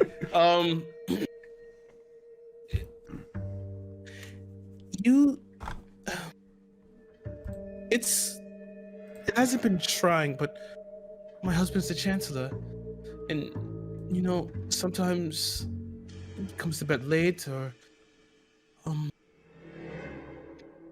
sometimes he has a lot on his plate, so I can't really impose wanting attentions, affection from him. But other than that, I believe we are right where we should be. And a man who is pressed for time, perhaps so much so that attentions to his wife are limited, may also not be the most attentive of fathers. I'm sure he is the most loving of fathers, but perhaps doesn't always have as much time for Esme. He tries his best. From the detect thoughts, you see images of her looking out the window as the black carriage pulls off, and then you get to see another image of a clock and watching the time, and then another image of hearing the upstairs. It's not like you just see her looking toward the door of this room, but hearing the door upstairs shut. One final question, my lady. I promise this will be the last. Your husband is somewhat renowned in the town as having a little bit of a temper. Yes. Is there anyone in the household he is prone to be angered by? Perhaps even Esme herself. She wasn't the most peaceful of children, I understand.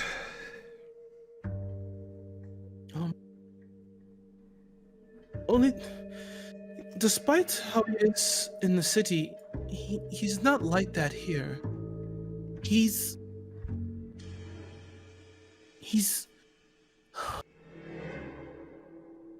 more cold, more quiet here. He tries his best, that's all I can really say. I've never heard him raise his voice to Esme. He's never really raised his voice at me.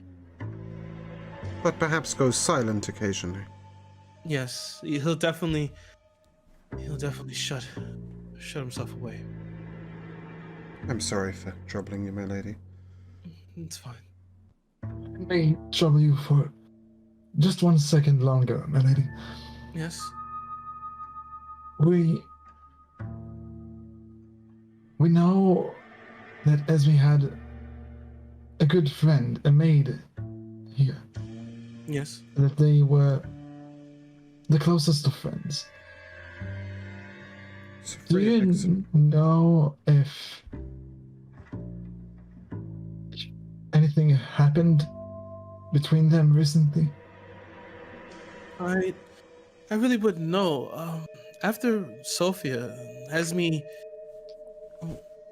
me and Esme were we were always together. But as she got older, you know how kids are. And then we brought Sophia here, and they as she hit that stage in her life, that was her best friend. So if anything happened between them, at least that bad, I would hope that she would come to me, but nothing like that. Esme was usually happy. Further detect thoughts from these two. From the previous one.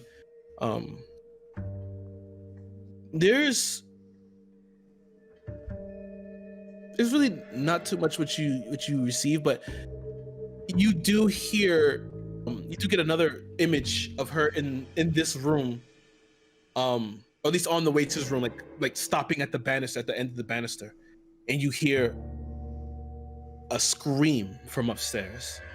But it's not like battling scream. It's more like screaming in frustration from the 4th floor, and that's how loud it was. You can see images of her looking at her husband when he's finally come to bed, where his face is just really scrunched up. It just shows a face of anguish, not anguish, but just anger, rage. But you get the feeling that he's always tries his best not to bring it home, not to bring it to his family. Off of that question there, you see more of an image of her kind of looking forlorn, watching her daughter, leave and run with Sophia down places or go other places with Sophia. And mostly the lady by herself. If we are done with the lady, can we return very briefly to the daughter's room? Most definitely. Before we go, milady,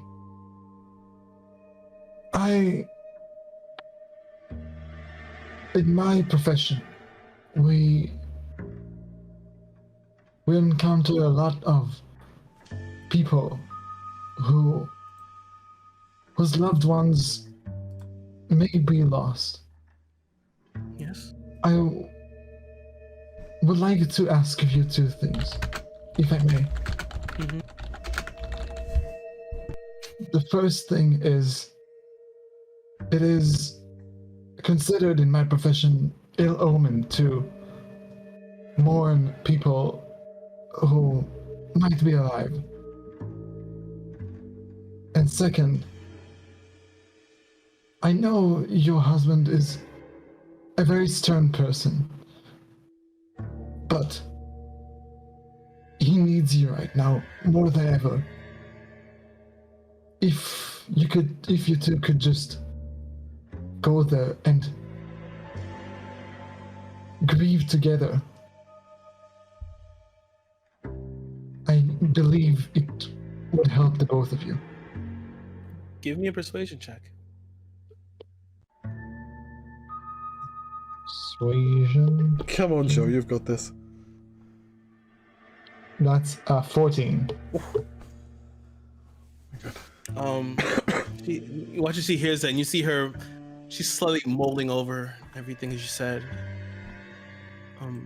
But then her face kind of stiffens slightly, and she's like, she pulls her hands back from Jesse. I know it's probably making me seem like a terrible mother, that I've already given up. But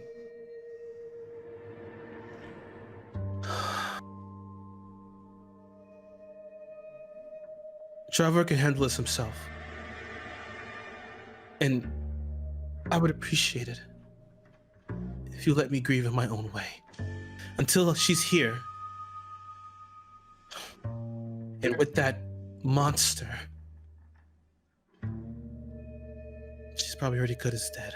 My lady, I understand that sometimes hope is more frightening than fear, than grief. For to hope is to raise one's expectations, only to be broken down again. In our profession, we see this a lot. But do remember that every moment that you hold it together, and you stay strong, is another moment where your cooperation enables this investigation. Thank you so much for allowing my colleague here to use his magic to let us see some of the things that perhaps you may forget. And the priest is right. Your husband is not as together as you may think. We will take our leave. I lean in to the lady and say, "Thank you, darling. We'll be on our way now." And then I stand up and walk, and I click my fingers aggressively to the doctor and Jethro. Yeah. As you get up, Jesse, and you lean into her. Well, as you begin to get up, she's just, I thought that your hands would be quite rough. They were really soft. Thank you, darling. I'll send you my moisturizer in the morning. Thank you. And then you watch as she kind of just turns back over and grabs her handkerchief, whatever, and you see that her eyes begin to re-wet themselves as she's kind of begin to pat them away. you guys want to go back to the other room, Just right? very Go back to the other briefly. Okay. I'd just like to look in the daughter's room to see if she has any shoes. Okay. Okay, but when we like go out to the hallway and then like close the door, I like turn to these two and I say, "Darlings, do not assume you know someone's marriage. You can't say things like that." I only asked questions. She responded herself. No, not the question. The comment afterwards. Well, sometimes you've got to say the right thing even when you don't think it. Shall we? Very well. I saw a few things whilst we was interrogating her. She had very fond memories with the butler, especially with the daughter growing up and playing. But that's her side of what's Yes, I happened. wonder what This may changed. not be the full picture. The gardener, she is not close with. I doubt she's barely spoken to him.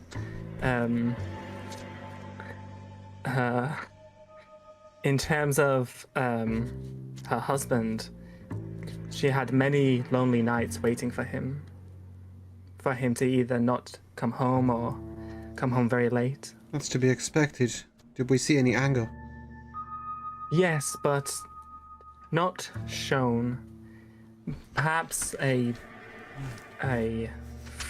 frustrating scream, but never in the company of her.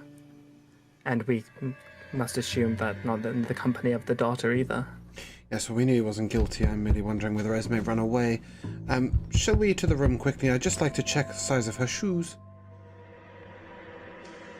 Okay. As you guys head back through the hallway and into the room,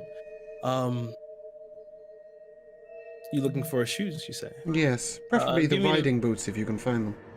Okay. Give me an investigation check. Yes. That is a 29. Nice. Easy enough for you, Jethro. As you begin to look around, you look under the bed, but you say, nothing here. But there's a large armoire in the corner. As you open it up, you see her shirts swinging, hanging here. Different dresses and things here. You see mostly here they are mostly pants and and mostly just normal effects. Even a button-up shirt. And just a few seldom dresses, but you pull through and you see the riding boots and some other like lower end shoes, slippers and things like that. She wasn't meant to have the riding boots. Okay, can I just compare this to the print briefly? It is a lot smaller or a little bit smaller? It's a little bit smaller. Shorter or just narrower? Slightly short, a little bit more narrow. That's how her riding boot is. Her riding boot is. Find me a dwarf. It's a dwarf's shoe. Give me a. Actually, your perception is actually high enough. As you begin to look around, you feel a slight breeze coming from the opposite way of the window. Slight breeze. Well, coming from the armoire. Okay. Your perception is insanely high. Interesting, yes, it is. And the perceptive halfling. Jesse, would you mind removing some of this clothing? You've probably got a more delicate hand than I. Even if she's not the most delicate of women, let's try and be respectful here. Of course, darling. And I do so. Oh, shit. Good shout, Ben. Thanks. I'll do that right away. Can I just kick the back of the door and see if it echoes? It does not echo. But when you did kick it, you did feel a bit more of the breeze. I guess this is a hands and knees job. I will climb Volunteer in. then, darling. Yes, I will climb in and have a proper search all around for any strange... I imagine what I'm looking for is some kind of lever contraption, etc. Okay. Give me an investigation check, please. Are you sure this is my area of expertise? What, hiding people in the back of your closet or coming out of the closet? No, being on my hands and knees, you rude. Well, all of the above, all of the above. That's only a 15. Oh, you're 15. Okay. I'll give you that. 15 is not bad. Besides, your passive investigation is way higher. Yes. As you begin to slide your hand around, filling over the wood grain of the armoire, you find you bring your hand up on like the pole that actually held the contraption, the clothes, the hanging bar. Yeah, the hanging room. And as you hold on to it, you try to fiddle around with it. You hear a mechanical click as you see the bottom of the armoire opens up. You get a large gust of wind, and you see it's quite narrow, by the way. A ladder leading down. I'm going to turn to the doctor and say, after you.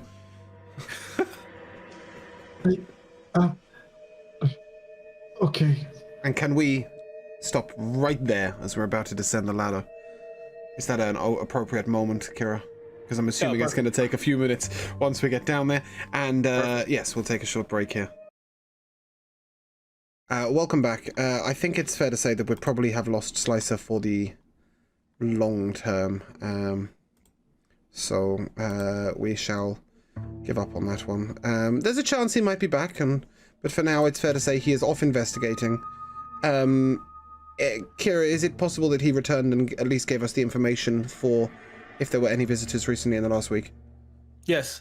As you guys are just as you guys have found the ladder, Diego had come up behind you to tell you that apparently there was no others that have visited. Knew you'd get it in somewhere. Fantastic. Okay, Priest, after you, if you'd like to descend the ladder. Okay. And I descend the ladder. Very slowly and yeah, just not very athletic. You notice as you turn and try to start to descend, the fit is kind of tight, but for you as a fur book, yeah, the fit is actually pretty tight. You find yourself having to kind of like scritch and move down as like the sides of the tunnel itself is a little it's pretty crude, crudely chiseled out. Give me a perception check as you're going down. No problem. They didn't design these tunnels for the curvaceous types, Jesse. Yeah, this is gonna be kind of hard for Jesse to get done. 11. 11.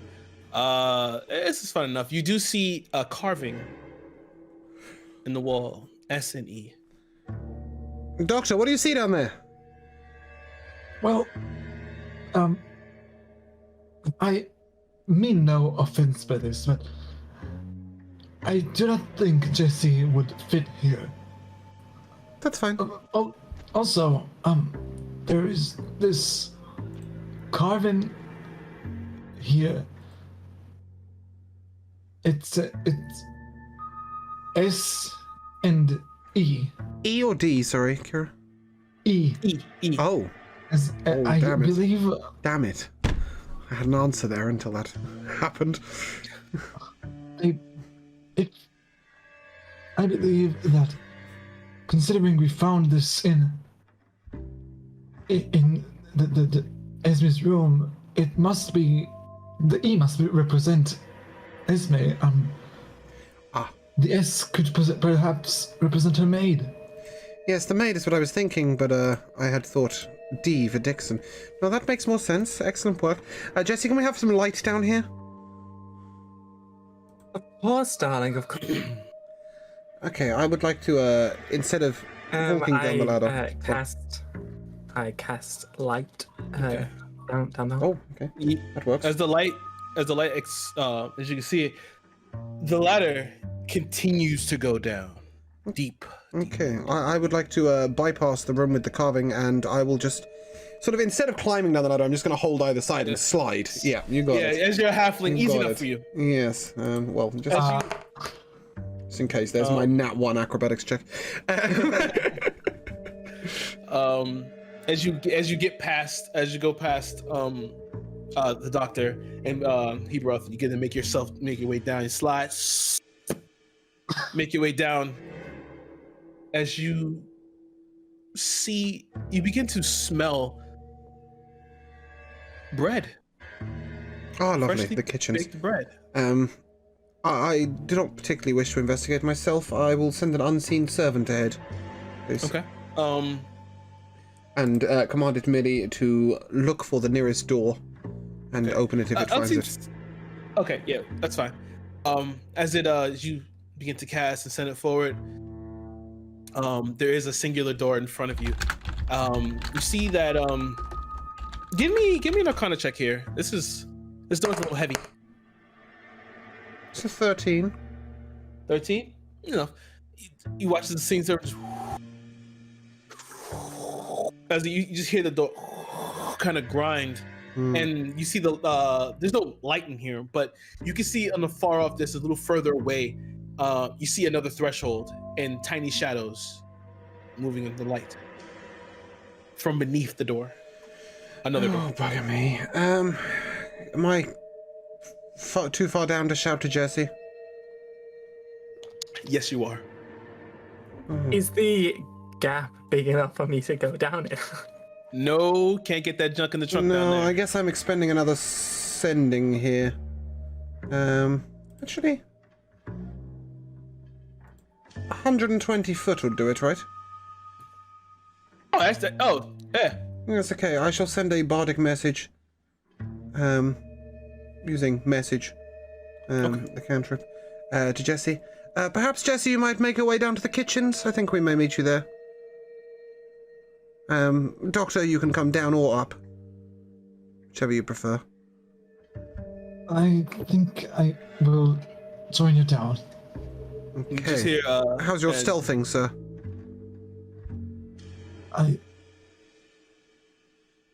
Okay, I will join Jesse then. Thank you. You just Diego's like, I guess I'll go find Reginald again or something. Just call me when you actually need something stabbed or whatever. And he begins to follow you down, but he veers off. Okay. I would like to stealth. Jethro. Yeah. Yes, Please very give me a much. stealth check. Yes, that is a... Oh, come the fuck on. That's a 10.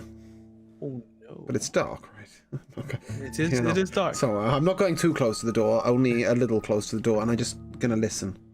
Okay. As you make your way in, give me a perception check, please. That one's a 22. Nice. You do hear people walking around, and you hear Connor again. You hear him speaking to other people. You get to hear the brief conversation. Well, they're upstairs mucking about the ladies' room. Yes, they're in the ladies' room, are they? I guess. But what's wrong? You seem upset.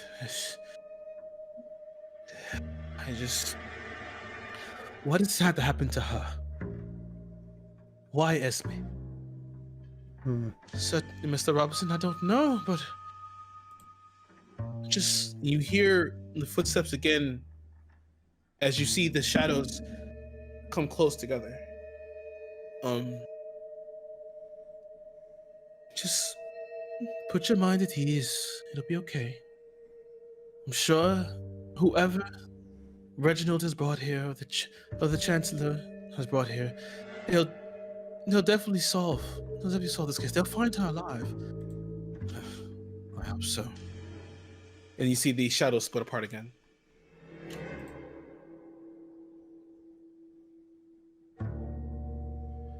Okay. I'd like to just wait until Jesse and the doctor get down, but use the bardic message once more if we're still in I communication. can't get down there, remember? No, you're going round to the kitchens, which is the other side of the door. Yes? Just to say, perhaps you could look for a door of some sort.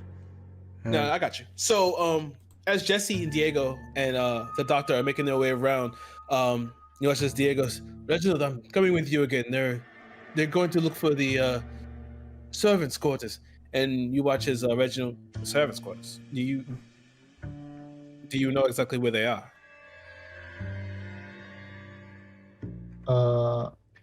I do not think so. Okay. Easy enough. Go past the dining room. In the hallway, you'll see a door. Gently press on it. Open it. It'll bring you down to the servants' quarters. Thank you very much. No problem. Yes, thank you, darling. Diego, you're with me? Yes, I guess so, because whatever they're doing is boring. And Reginald and Diego begin to walk off yet again. You guys make your way through the dining room and into the hallway where you find the door. The door itself this door here is actually pretty plain compared to the rest of the house. You turn the doorknob and begin to make your way down a winding staircase. It's mostly made of crude stone and cobble, but as you begin to make your way down, you begin to smell the air of freshly baked bread. And as you finally make your way down the staircase and wind back around, you begin to see, you first come into the kitchen, which is currently you see just this one older lady, a little rotund. Her hair is kind of scraggly and gray, and she has a bandana on her head, tied in an apron. But she's also kind of pocked and smudged with like flour and such. And you see the kitchen itself is kind of like sectioned off with like a bit of glass, a little bit of like glass partition. And a little bit further down past the kitchen, you see a long hallway. On the walls here, you see bells assigned, and they say like the Lord's room, daughter's room, things like that. It says like the ladies' room and things of that nature.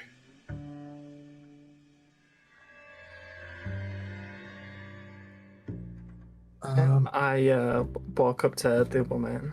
I say, darling, you've got a bit of mess on your face. He says, "Oh, you scared the life out of me." And Jethro, you hear Jesse's voice, and you hear the lady's voice as well. What are you doing down here? Well, darling, haven't you heard? We are investigators. No one told me you were coming downstairs. Did you need to be told? I mean, not necessarily, but you merely sent me to an early grave. Why? Is there something frightful about me? No, but despite how big you are, you're quite quiet. Well, darling, I can assure you I can make as much sound as the rest of them. Oh my. You see, she's just, oh, well, if you're going to be down here, I guess, whatever. Just don't get in the way of my preparations for tomorrow's meal. Darling, I promise we will keep our distance. Okay. So you watch as she kind of turns around now and begins to she's like kneading the dough, and preparing. You see there is some already in the oven currently, and there's some that's been freshly baked that's actually on the actual counter next to her.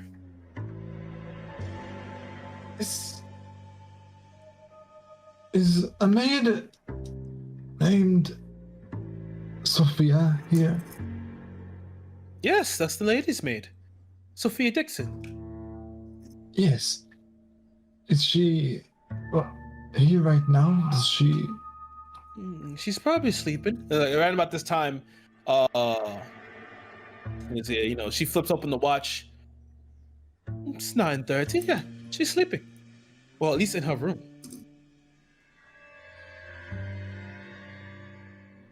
Well, And darling, where is her room? Back at the end of the dormitories. At this point, can I try something? I'd like to use minor illusion to create smoke coming out from under the doorway. Oh. And then sort of keep that going. As it is. And I don't believe that is a concentration. No, it isn't. So I would then like to cast invisibility on myself. Okay, got it. As this is being like, yeah, you can definitely find her room back there. All of our rooms are back here. And then it takes a second as she turns back to the left, turns away from you. Oh my goodness! As you see, like the you begin to see this smoke begin to pour out from the doorway that's straight across from the kitchen.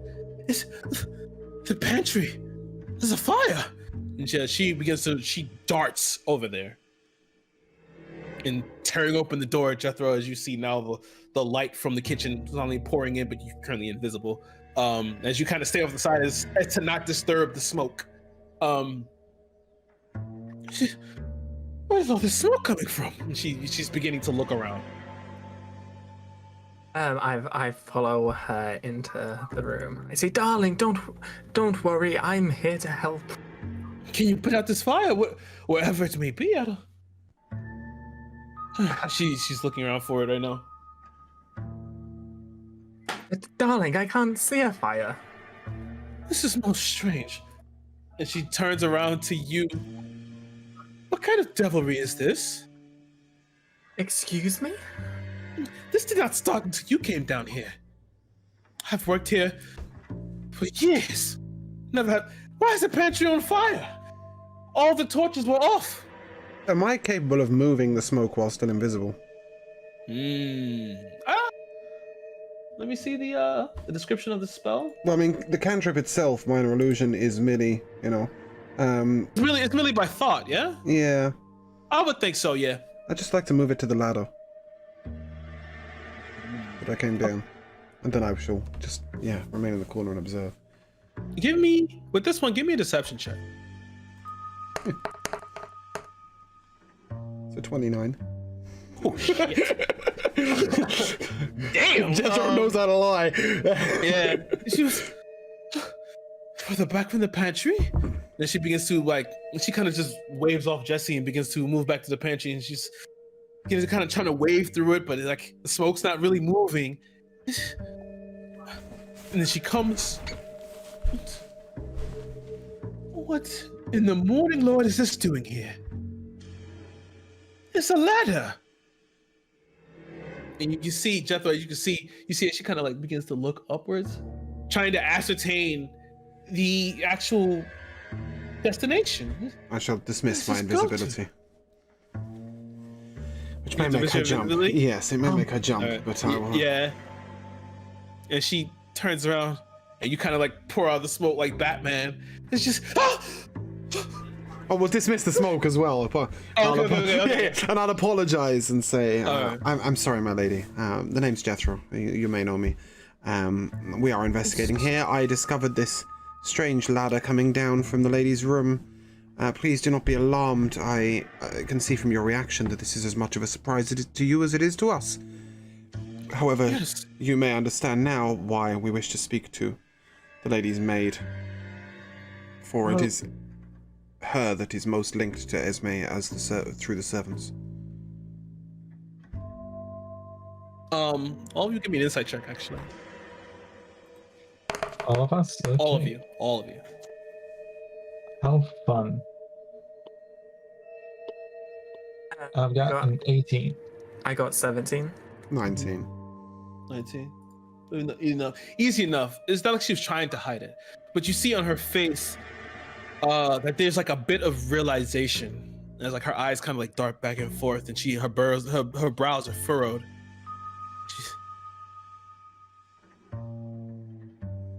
That would explain. Explain what, darling? There's been a few nights that I've seen Sophia heading into the pantry, and she always told me that she was maybe getting food or just a little something extra to snack on. She has a late night sweet tooth.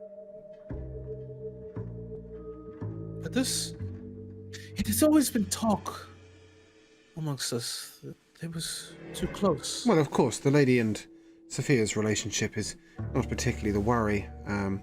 It is fairly evident there is something between the two of them, but, well, gossip will be gossip, and let us leave it at gossip, perhaps. But do you think she did something? I'm sure she did have a sweet tooth, honey. I perhaps am more concerned that something went wrong in their relationship and the lady was upset. But let's not jump to any conclusions. We should speak to Sophia. Yes. Her room is at the end of the hall. I'd like to just turn back to the cook briefly and say, disregarding the gossip, how is Sophia as a maid? Is she efficient? Quite. When she came here, she came and she mostly had nothing. She was interviewed specifically. The chancellor and the lady herself, Lady Royce, they put out a particular ad looking for a woman of this age. How long ago was this? This was about 4 years ago. Okay. She's quite efficient, very nice, very proper. And you get on well with her? Oh, well, certainly. Okay, thank you. Well, Jesse, Doctor, shall we quiz the girl? I do think so. Yes. Okay, you guys been there. Go past the cook as the she kind of just like she's like kind of studying the pants. She's like her face is in sheer amazement. Yeah, pure amazement. You've hidden a ladder in my pantry for 4 years. The ladder has been hidden. There was a fake fire, and then a halfling popped out of nowhere. So she's had a good day. Yeah, it's the most excitement she's had in years. Marvelous. And as you guys begin to make your way around and head down to the hallway, passing by the doors of the dormitory that are already locked, you make your way to the final door. Okay. You No guys do? knocking. No knocking this time. We're going straight in. Okay.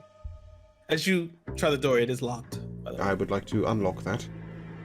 Okay. Give me a check, please. Dex or... Yeah, Dex. Oh, right? Dex, please. Yeah. The fuck? Ooh, a 10. Yeah. That's I impressive. can give you a 10. Yeah, I can give you a 10. Usually It's not a crazy lock. As you pops open and open the door, it's completely dark in this room. Jesse, can you change that? Don't I cast dancing lights? Okay. Pretty lights. Nice. The lights pop up, explode the room in bright light. However, the bed is empty. Used or not used? It's made nicely? It's actually made pretty nicely. Nobody's in the room. No markings. Any shoes? You do see some shoes. Fantastics. I'd like to compare them to the print. Please. As you make an investigation check. Oh, give me an investigation check. I'm sorry.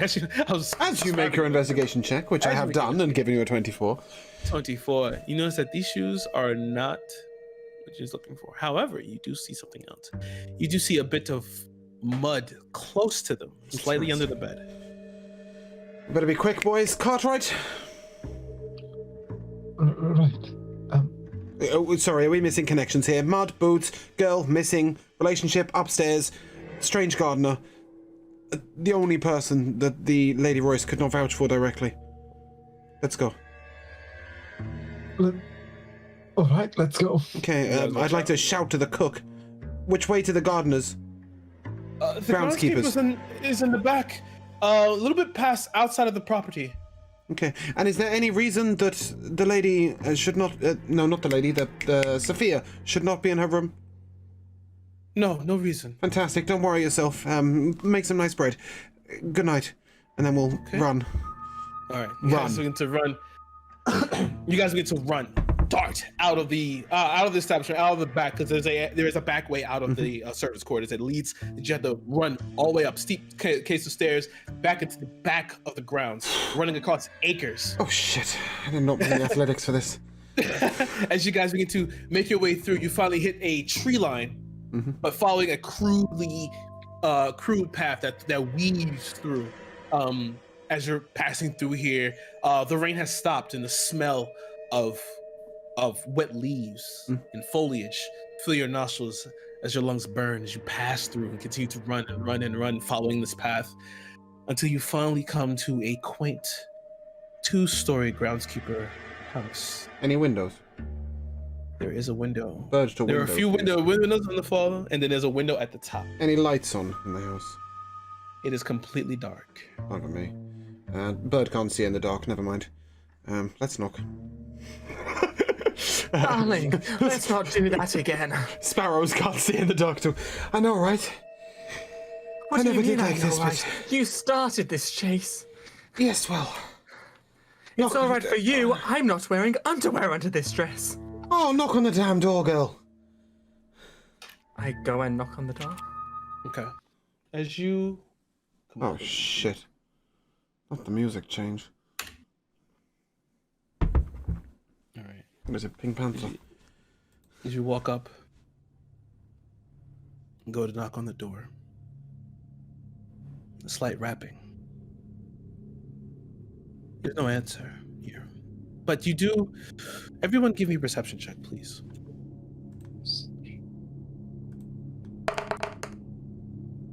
23. Beautiful.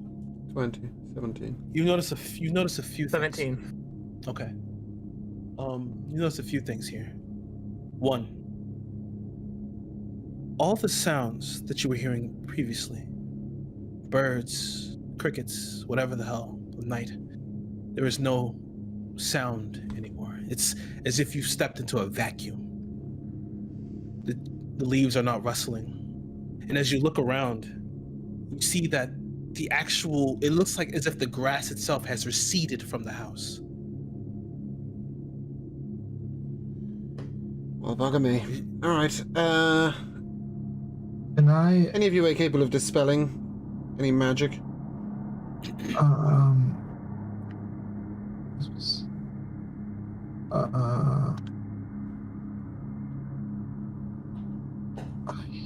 I do not think so. Good boy. Excellent.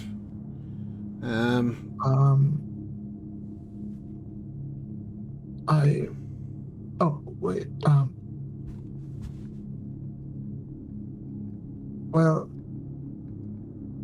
I'd have to know. I might be able to. If this is a curse, I might be able to remove it, but I'm not magic savvy enough to say right now. No. I could try and figure it out. A curse on the area would not suffice. Cleric melee magic is, as far as I know, not too good at removing arcane curses. Well, this could be a problem. Prepare yourself for battle. This is quite absurd. I'd like to play myself a little sort of ditty on the drum and give myself bardic inspiration. Please do. Let me just check Wait, my modifier for that. before that, can I cast Detect Evil and Good? Please do. As you stand, clutching your holy symbol, stretching out your consciousness, and speaking to your patron, you certainly detect evil here. It's palpable. I'll take my 10 bardic inspiration. Thank you very much. That was a straight 10 and a 10. Nice. Anything else that we would like to do before we enter this dark chamber of madness? Perhaps we should have brought Reginald. Damn it. You're looking for me. Yeah, him. The cook came and told me what happened. Brilliant. And you see Diego welcome back, he's sight his vest and stuff. It seems we're finally getting to fight, huh? I would like to look directly at Reginald and simply ask, what do you know of Cartwright, the groundskeeper?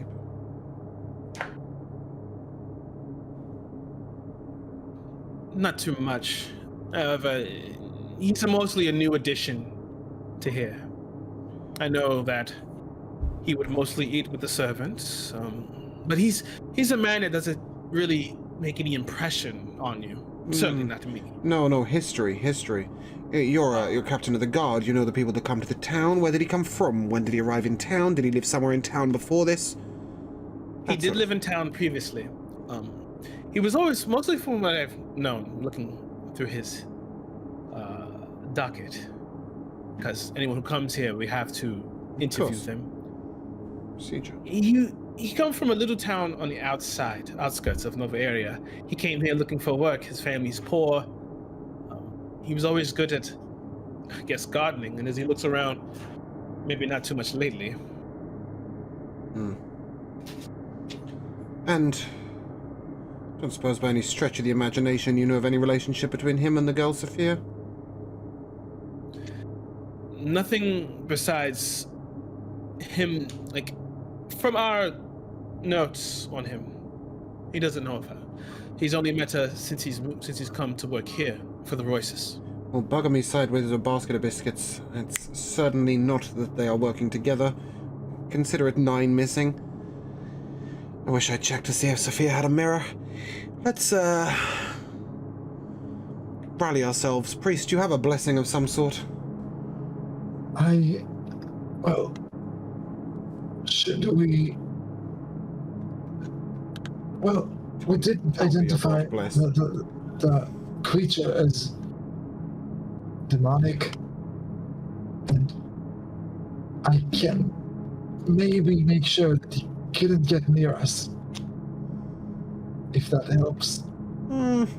Near us is sort of where we need him to be, but perhaps not near you? Maybe you can ward him offwards? I could possibly do that. I do not have any divine blessing, but I do have a potion that could perhaps make one of you fight more boldly, you could say. Well, shit, that ain't gonna be me. What about you, Jesse? Oh, don't look at me, darling. Ah, we're buggered. How are you for predicting the future, Doctor? Yeah, got a little bit of that in you? Perhaps you might, let us know what happens when we open the door. Perhaps, cast the bones for us. Well, I can try. So I cast Augury. Okay. And I believe I have to roll that? Yeah, that's the DM's roll. Yeah. I think I have to roll a 20, right? it says chooses. It doesn't say roll, but Standardly, you choose 20, and then the 1 to 5 is good, or 5. But it's fair to say that it you know what's going to happen when you open the door, so juggle the dice however you wish. I don't tend to roll. I just answer like you're fucked. You do get a sense of danger, most definitely, but it's not immediate. If that gives you any type of inkling, it's not immediate. There is danger here, definitely.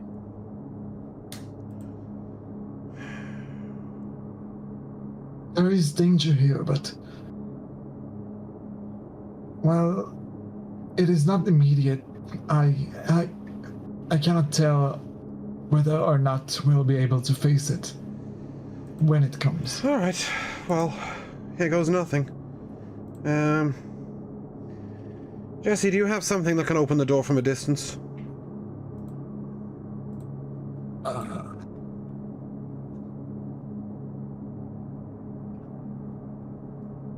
Come now, don't be shy.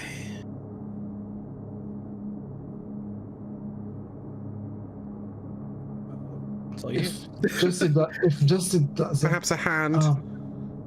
Can you lend us a hand, darling? I think I might be able to do that. No. Jethro, why don't you just go and open the door, darling? You're not scared, are you? Well, both of you had mage hand, but if I must, and then I'll sort of... But I do have mage hand. Okay. Right, fantastic, yes. Open away, please. So Who's doing it? You doing it? we stand as I stand as far as possible from the door. Okay. I'd like to stand exactly 25 feet away from the door, for record's sake. Okay. And I'm gonna stand 43 feet away from the door. What spell do you have with a 43-foot range? Okay. I needed to be in walking range, but go on. Open away, Doctor. And I use my mage hand to push the door in. As you do, you watch as Diego unsheathes his blades. Okay, finally. You stretch out your consciousness, linking to the arcane as you grip the doorknob, and it takes a second. You find it kind of hard to change. Kind of hard to turn the doorknob. It's as if it's rusted or it's been shut for. It's like it's been shut for a while. But you finally, you hear a loud metallic clink and the grinding of rust as you turn the doorknob and push open the door. The light from the moon, as if the veil of clouds finally decided to part specifically for this, as it pours into the groundskeeper's house. You only see a simple vestibule. And a little further in, as you look a little deeper in, you see a simple dining / kitchen area here. And a wall that continues onward. Nope. The door's open. Nope, not interested. Not even vaguely. This is out sort of in a grassy area, correct? Yeah, but like the grass, it seems like the grass has pulled itself away from the house. I would very much like to find out if there is an underneath to this house before we enter in. Please make an investigation check. Oh, okay. I was going to ask one of them if they had a thing, but that works. That's a 17. Oh, Jethro, you dirty. That's a 4 I rolled. So as you begin to look around, you tell everyone to just wait. As you begin to peek around, you do find a back area that seems to a cellar. Yes, that'll be the one. Doctor, if you would, lend us a hand over here. Of course. What do you need? The cellar door, if you wouldn't mind. Ali, you want to start in the cellar? Well, the top is the facade. The underneath is where... It's where the killer is in all of those horror theater shows. I told you. I don't know if you missed the memo, my darling, but we're kind of looking for the killer.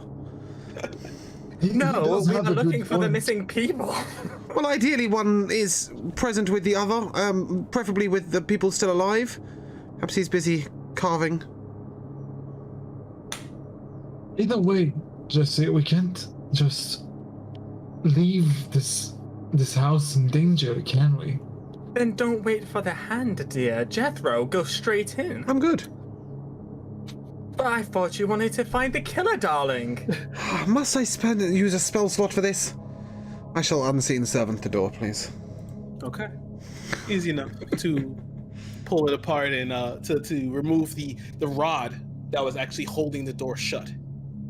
And slide it out, and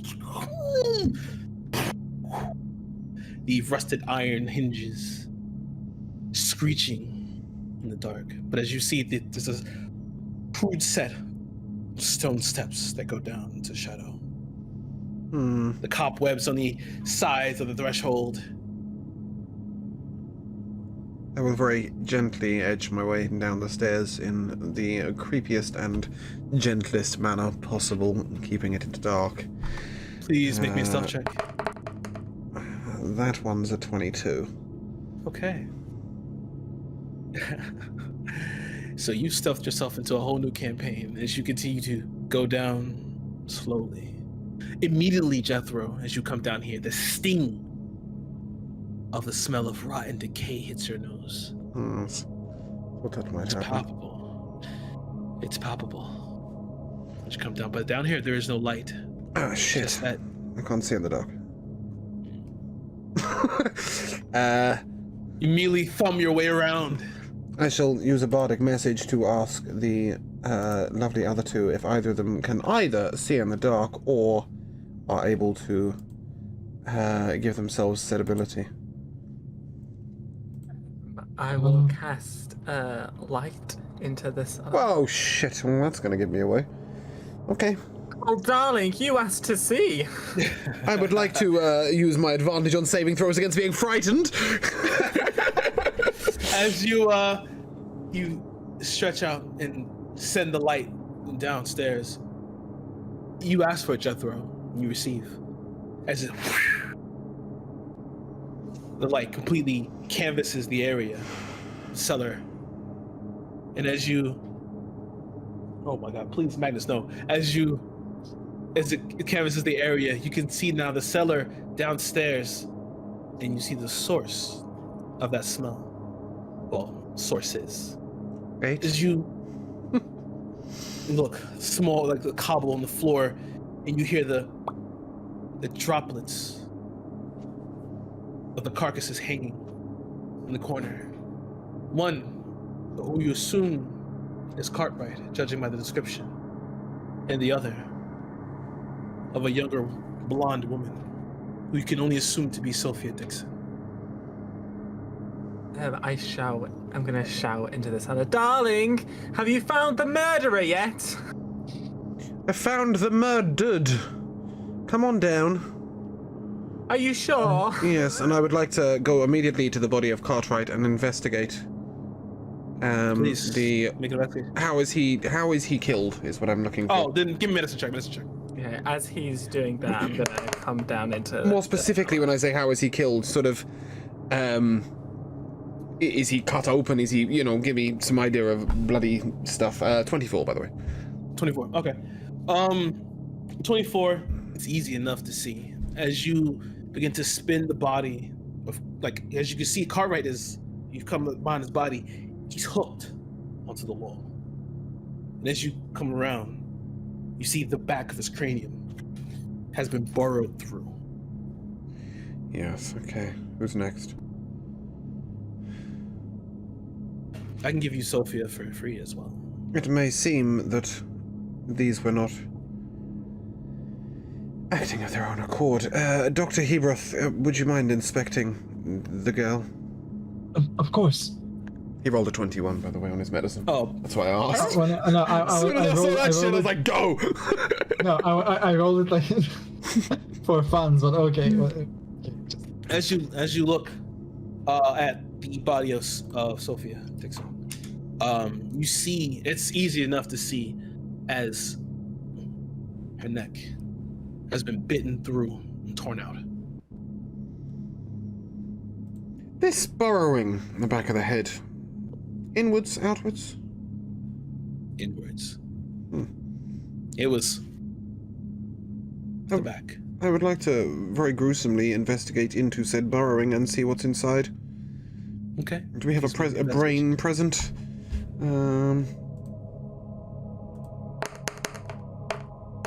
Which is 23. 23. The brain is in fact gone. Yes, I thought it might be. Is she wearing any earrings? Jethro. Oh, Sophia? Yes, there is. She is wearing. Hey, I'm sorry, my dog's going crazy. She is wearing a single butterfly earring. Yes. How frustrating. Sophia here seems to have been bitten by something. If you could maybe take a look. Yes, we'll have a look for some tooth marks, I think. Clearly not human, but are these... is this a jagged wound? Is this a munchy wound? From looking at it, yeah, and I'm going to keep the piggyback off your previous investigation. As you implies your passive investigation is ridiculous. So, looking at it, you see that the bite mark itself is really odd in this pattern. You see that there are a set of teeth. However, you see on the sides of her body, a little further down, that there's two other deeper indentations around her chest cavity, in her back, middle of her back. I fucking hate insects, Kira. I really hate insects. Okay, and can we make a guess at the size of this creature? It's fucking large. So the mouth mark is the entire length of her neck? Just about, yes. Jesse, are you coming down, darling? Yeah, I'm already in there. Oh, you are? just- Okay. no. Oh, sorry, I didn't realize that. Darling, how could you miss me? I apologize.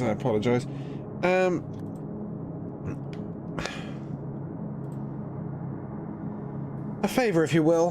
Do you have something that can maybe perhaps mark the door? Perhaps give us a little forewarning if we are going to be interrupted.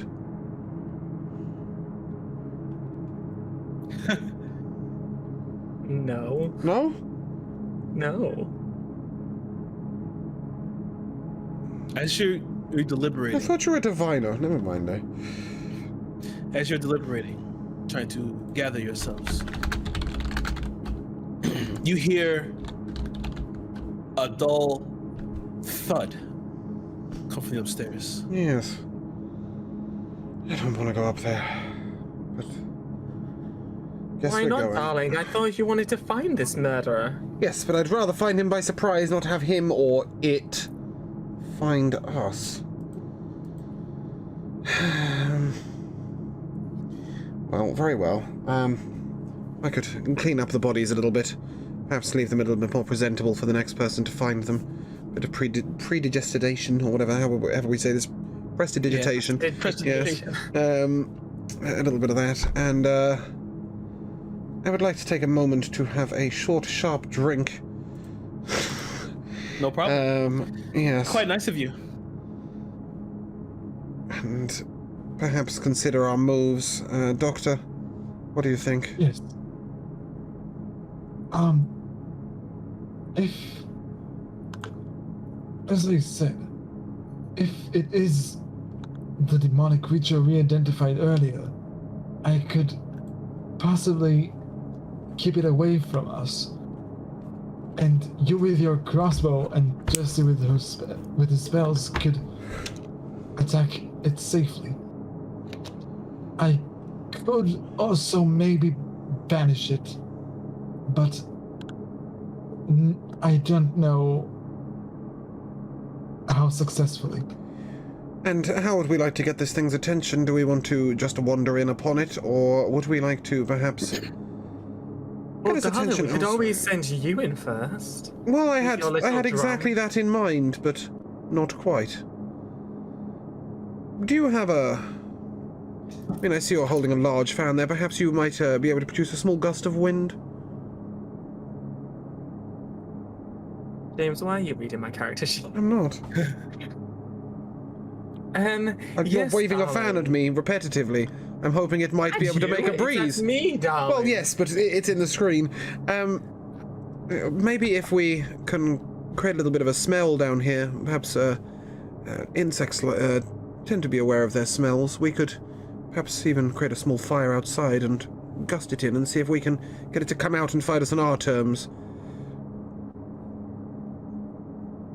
I suppose we could try, darling. Unless you'd like to just blasé walk in, but... We blasé walked into the cellar. Why not continue your thread of thought? Well, I snuck in very deftly and you decided to create a large shower of light upon my head. I'm not sure I trust You it again. asked to see, darling. I asked don't if you make could see in the rules. dark! Well, I did the best I could, darling. I'm so sorry it's not to your liking. Did you say you had a potion that makes us a little more courageous, Doctor? Yes, because I think Yes. Jethro is lacking in Yes, that I might area. need to neck it if you don't mind. The whiskey's really not kicking it.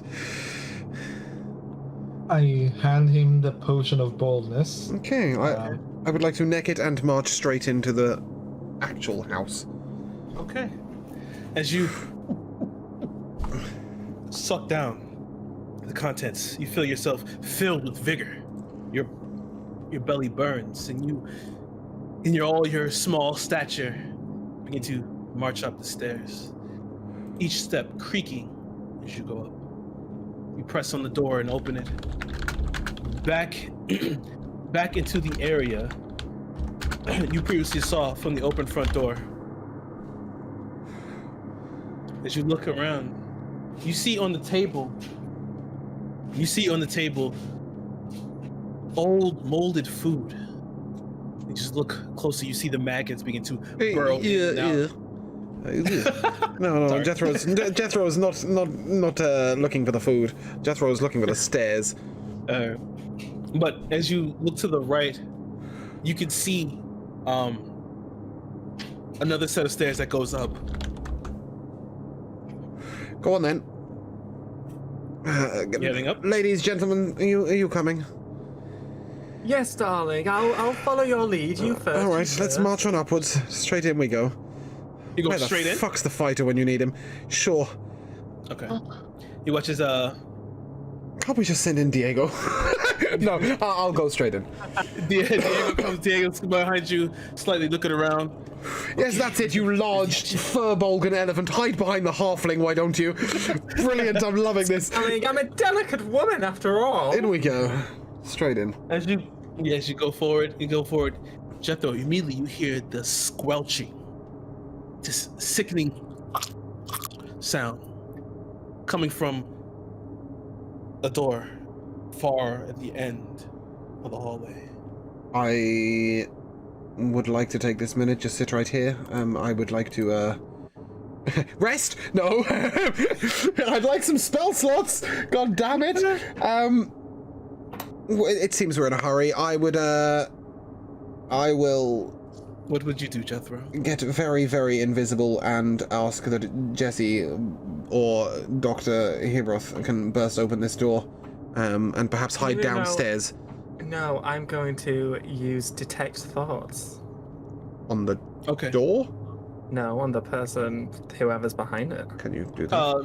Can you do that? can do that. Oh. You can use this spell to detect the presence of thinking creatures you can't see within 30 feet of you. Okay. So, as you stretch out and try to detect the thoughts, there's only one word that echoes in your mind. Hunger. Oh shit! I thought you were detecting the thoughts of the person he was eating. They did. We're no longer in a hurry. Sleepy time? No, I would. You wanna take a rest?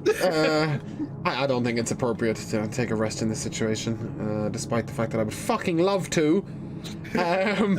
Yes, I will just, Jesse, there's something in there? Yes, darling, and you look like the size enough that you'd be a snack. Do you want to go in? He's a bit peckish. But I was thinking you guys might wait down the stairs to ambush him, and I will remain here invisible to be behind him, and we might just burst open the door and see whether he comes to investigate. Well, I don't think it's a he, darling. I think it's more of an it. Yes, those. Yes? Would you Very like... well, darling, very well. Okay. Don't get yourself in a huff. It is fair to say at this moment it is greater invisibility, by the way, not standard invisibility, because I'm assuming that I may need to act. So that's at the 4th level. Okay. So as you begin to move forward, just give me a stealth check. Advantage, definitely. I need this for other reasons. You can choose a 24 or a 7. I'll take the 24, thank you. I'll take the 24. Yeah. What's my first roll, though? You begin to move forward. Even though you've never been in this house, dexterously you weave past the weaker parts on the board to mitigate any type of screeches or creaks. As you go forward, the door is slightly open, and as you slightly move it, and you begin to peer in. I'm hoping that Jesse's opening this door, by the way. I do not No, want to be no. standing in the doorway. Must I be standing in the doorway? I thought they went down back I downstairs. thought you were going to send something to open Also, the door I first. just Okay, fine. want to call it now. I think that this is going to be Alien from Alien vs. Predator. Lovely. Okay, fine. Yes, go on then. The door, I guess. As you begin to peek in, you see the moonlight actually casting. It's just drenching this form of a hunched. It looks like a man, but you see him as he's rapidly biting into a piece of meat. He's tearing it, the blood falling around his body as he turns around. He's beginning to look. You see the mouth is caked in gore and viscera, but you see his face. It's half Cartwright, half Sophia. As he's continuing to bite in, tearing. And as you look around, Jethro, you see a few things. With your passive perception, it's more than enough. As you look around, you see on the walls, they look like cocoon-like protrusions on the wall. And as you look next to him, or wherever the fuck it is, you see on the actual, there's like a dresser with a bed that's overturned. You see, it looks like a weird hunk of metal. And who am I, the kid? As a bard, you notice to be a tuning fork. But even that is not the most interesting part of this room. In front of him, you see a mirror. An amalgamation of shards that are all floating, seemingly held aloft by some arcane means, is a lightly float in front of it. Jethro, what are you doing? I'm going to take a small pebble from my pocket and dash it down the stairs. You gonna throw them? Oh, I like that. Give me a performance check on this one. Why are you trying to kill us off? I'm not. That's a 16. 16. Okay. Give me 1 second. Should perhaps embellish it with a minor illusion. All right. Okay. I like that. Okay. Even that helps even better. Yeah. It doesn't matter. It's not that smart. Little bit of You light. watch as it pulls itself. And as you see it now, you see the face morph again as the flesh splits and you see the mandibles come out. It stands up, drops the meat. It's a wet slap, hits the floor and turns. It walks forward, standing next to you, Jethro. You watch. He pushes open the door. It means just go forward toward the staircase. As it reaches the top of the staircase, I would like to take my crossbow and shoot the bastard in the back. Ooh. Give me a roll with advantage. Attack roll. So, first of all, we have an 18 or a 18. That hits. Please roll damage. So that is an 8 for damage, plus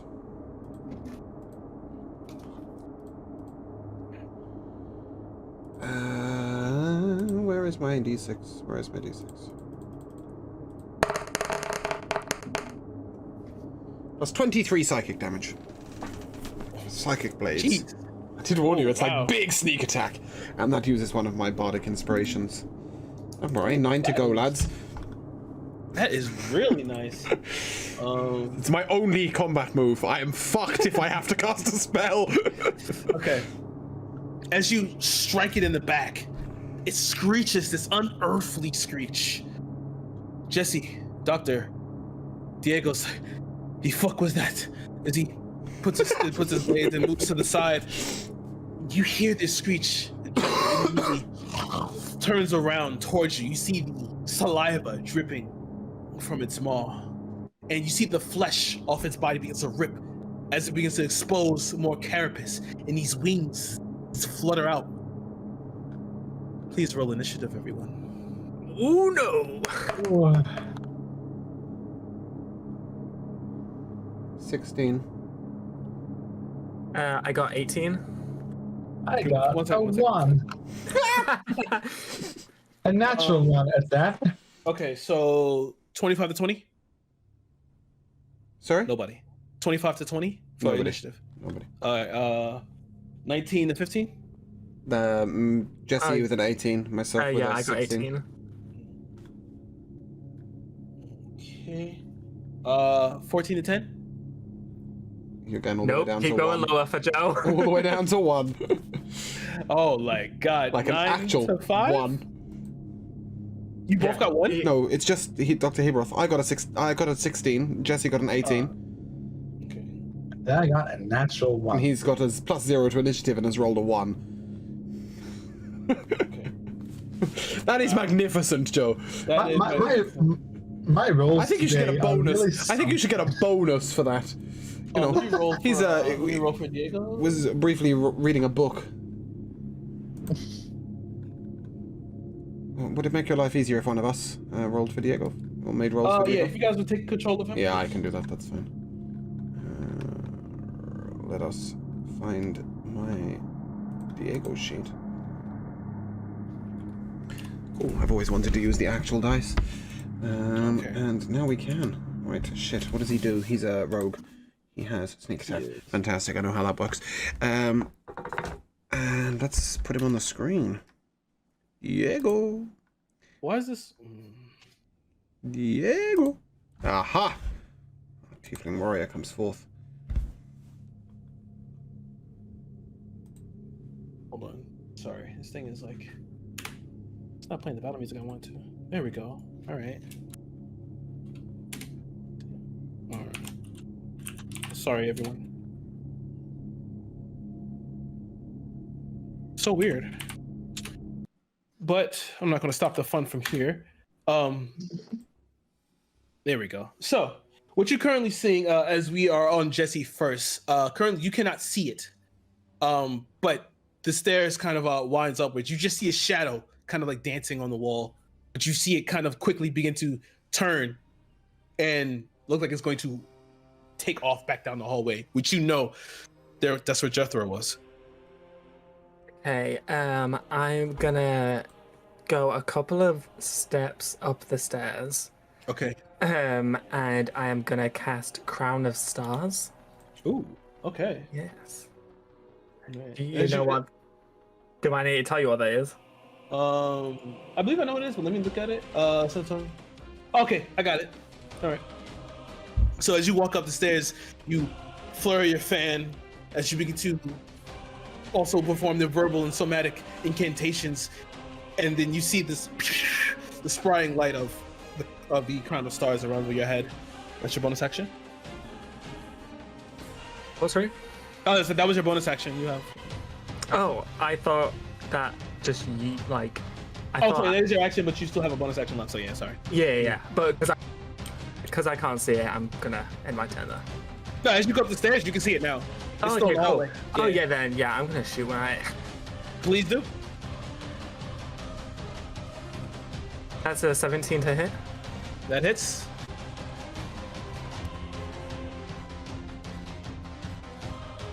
And that's 18 damage. Ooh, nice. Jetho, you are next. Yes. I would like to very swiftly position myself slightly, sort of only 2 or 3 foot away from where I previously was. But obviously, being invisible, this is enough to not be where I was. I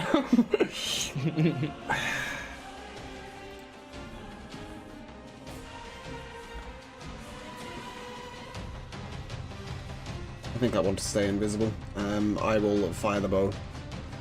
Okay, please do. Take a roll. And that is a 25 to hit. Oh, that hits. That is 10 damage plus...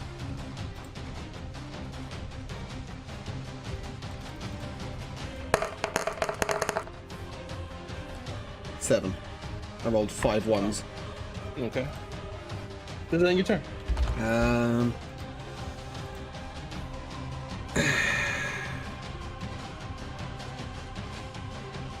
No, I shall throw my little ditty of drums at Dr. Hebroth, giving him bardic inspiration, and that is a 1d10.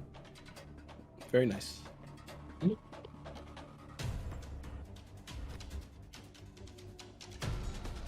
Alright. Then your turn, Jethro? That does. Okay.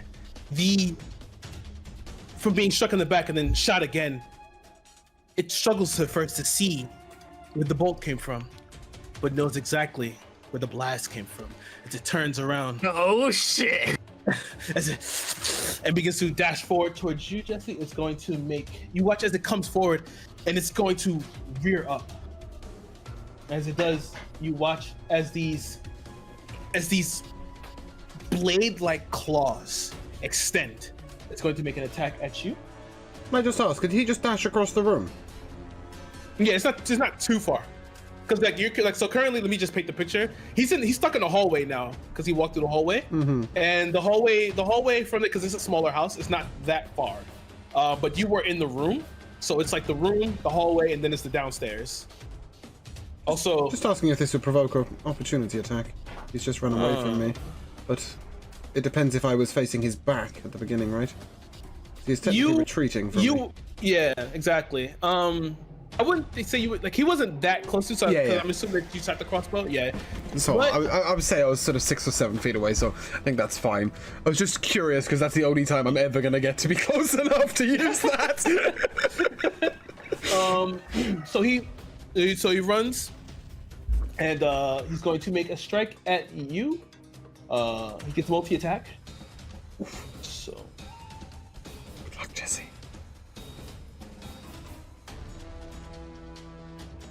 okay, 25 to hit. That doesn't hit. Okay. Of course it bloody does. Does really? No, I know. Hey, hella beefy. Easy enough. You take 8 points of slashing damage, Okay, I can live with that. and then it rears around as it brings its tail to stab you.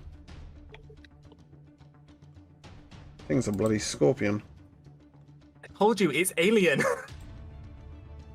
Oh, nice. 22 to hit on this one. As it runs its stinger deep into your stabs, downward into your shoulder. 1 second. You take 7 points of piercing damage, and I need you to make a Constitution saving throw.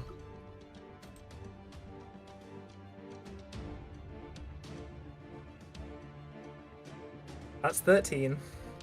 Sensational. As he stabs deep into your shoulder, you feel a slight pump inside your body. As you look to the left, as he rips it out and screams this unearthly screech in your face, you see on your shoulder now the wing of the weeping fly. As this is beginning to form on your shoulder, and you see the skin around it begins to become necrotic and black. You, Jesse, are currently infected. That will end his turn. It's now Diego's turn. What does Diego wish to do? Diego is at the bottom of the stairs, correct? Yes, he's currently at the bottom of the stairs, hearing everything that's happening currently. Well, being a tiefling, he can probably do a sort of night crawler and sort of up the side of the wall, and perhaps take that, yeah. sneak down with his. What the fuck is he wielding? Rapier? Yes. Okay. Sneak down with his rapier and make a quick 1-2 at the back of the.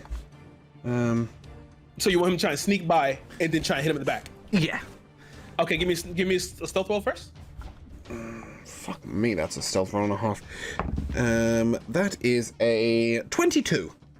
Oh yeah, he can't be seen. Okay, yeah, easy enough. He just night crawlers his way over, as pirates do. I'm just gonna take this moment to show off this brand new dice rolling set. Isn't it pretty? It's got the purple theme going on with the purple themed dice. So it's yes, it's not a regular thing, but yes. Okay. And then I suppose you want a hit roll, do you? I don't play rogues. Yes, please. Okay, that is plus 10 to hit. 22. Oh, that hits. Please do your damage. Okay, where's the D8? That one? Yeah, why not? That is a 15. Oh, ooh, damn. Okay, Plus the nice. sneak attack damage, I'm assuming? I'll take the sneak attack. Yeah. Okay, I'm gonna use D&D Beyond to roll a 5d6. I ain't got no time for that shit. There's a 14. No, damn. Okay, nice. So that that- hits. So 14 plus 15, so 29 damage in total. Nice. Diego just crawls up and then flips back as he's currently ripping out this the stinger from Jesse's shoulder. 2 strikes, just quick to the back, and a nice piercing stab as it roars again and begins to turn around. It's seeming you see it's looking kind of wild as it wasn't prepared to be beset upon so fast.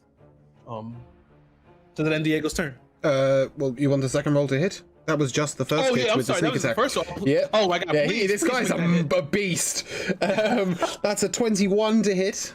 That hits. And that is a 11. Okay. Slashing damage. I mean, weirdly enough, he also has a bonus action, but I think it's fair to say he's just gonna attempt to hide somewhere. I don't know where. On the ceiling.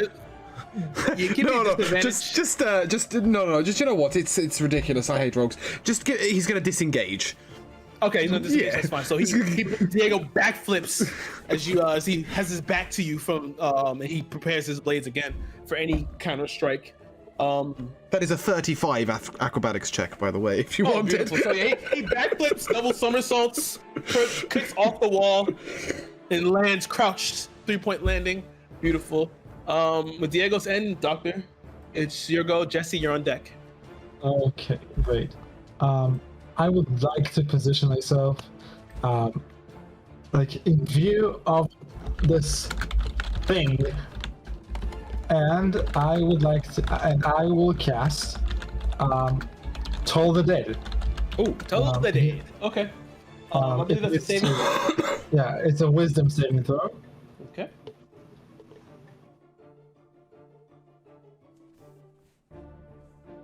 Your DC is what? 16? 18. 18. Oh, he fails. Oh, fantastic. And because he's missing some of his life points, he's gonna take 3d12 damage. Roll that damage. Plus 5. And hopefully, of course, my roll is so 25 damage overall.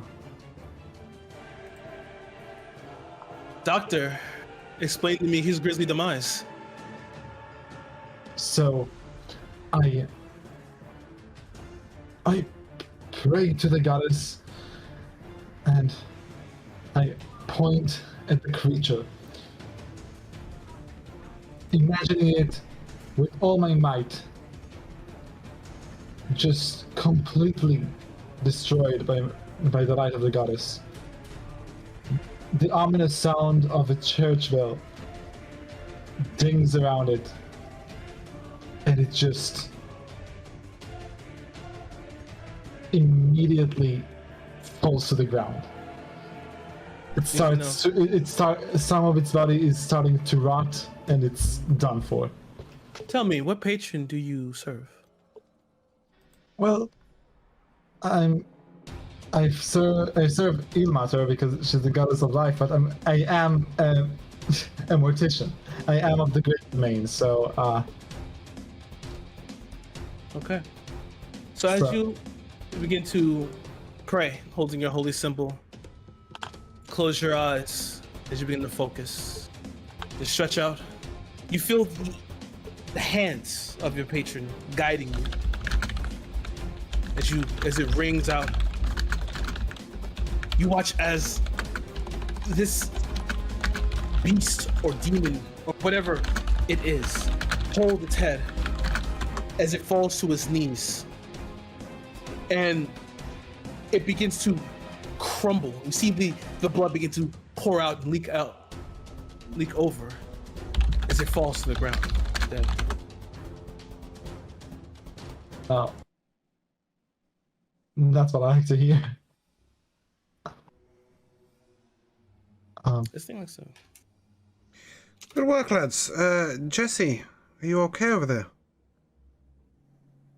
Well, darling, I don't know how often you've been stung by a crazed scorpion, hybrid human, two-faced thing. Only twice. Well, this is my third, and third time is not the charm. Nay. Speaking of which, I would like to maybe examine this infection and maybe make sure it's not spreading. Please give me an Arcana check on this one. Arcana check. That would be a 13. 13. Looking at it, it's hard to ascertain with a 13. You do realize that this is something that's if it was able to be dispelled, you've already missed the time for it. However, you realize that it's not complete. You can feel the infection requires more parts to it. Been marked by the devil over there. I'm seeing a few devil markings in my time. Mind if I take a look? If you must, darling, but make it quick. And what I'm really looking for, is this the same marking that we saw on the backs of the dead, first of all? Precisely it is. And is it fully formed in that mark, or is it It is not. Slightly more grey or... Currently, you see the mark itself, it only has one wing. Okay, so the first part was the stinging of the mantis. Perhaps we should investigate these cocoons. I mean, I'm aware that you're in the process of dying, but perhaps these might have some answers. Well, snap to it then, sweetie. We don't have all day. Jesse, give me a wisdom saving throw, please. Wisdom saving throw? Yeah, for Jesse. Oh, for Jesse, sorry. I got a 10. A 10. Sensational. As you watch... Is it? As you're currently berating Jethro, and Jethro begins to turn around, your world goes dark. You, on the outside, see Jesse, their eyes rolled in the back of their head as they stay stuck. Jesse, what you see yourself floating in a sea of stars. And off in the far distance, you see a castle. As it's currently seems to be careening toward you. Before you snap back, the world coming back into view. Jethro still looking towards you. Perhaps confused, perhaps not, perhaps concerned, who knows? Not that.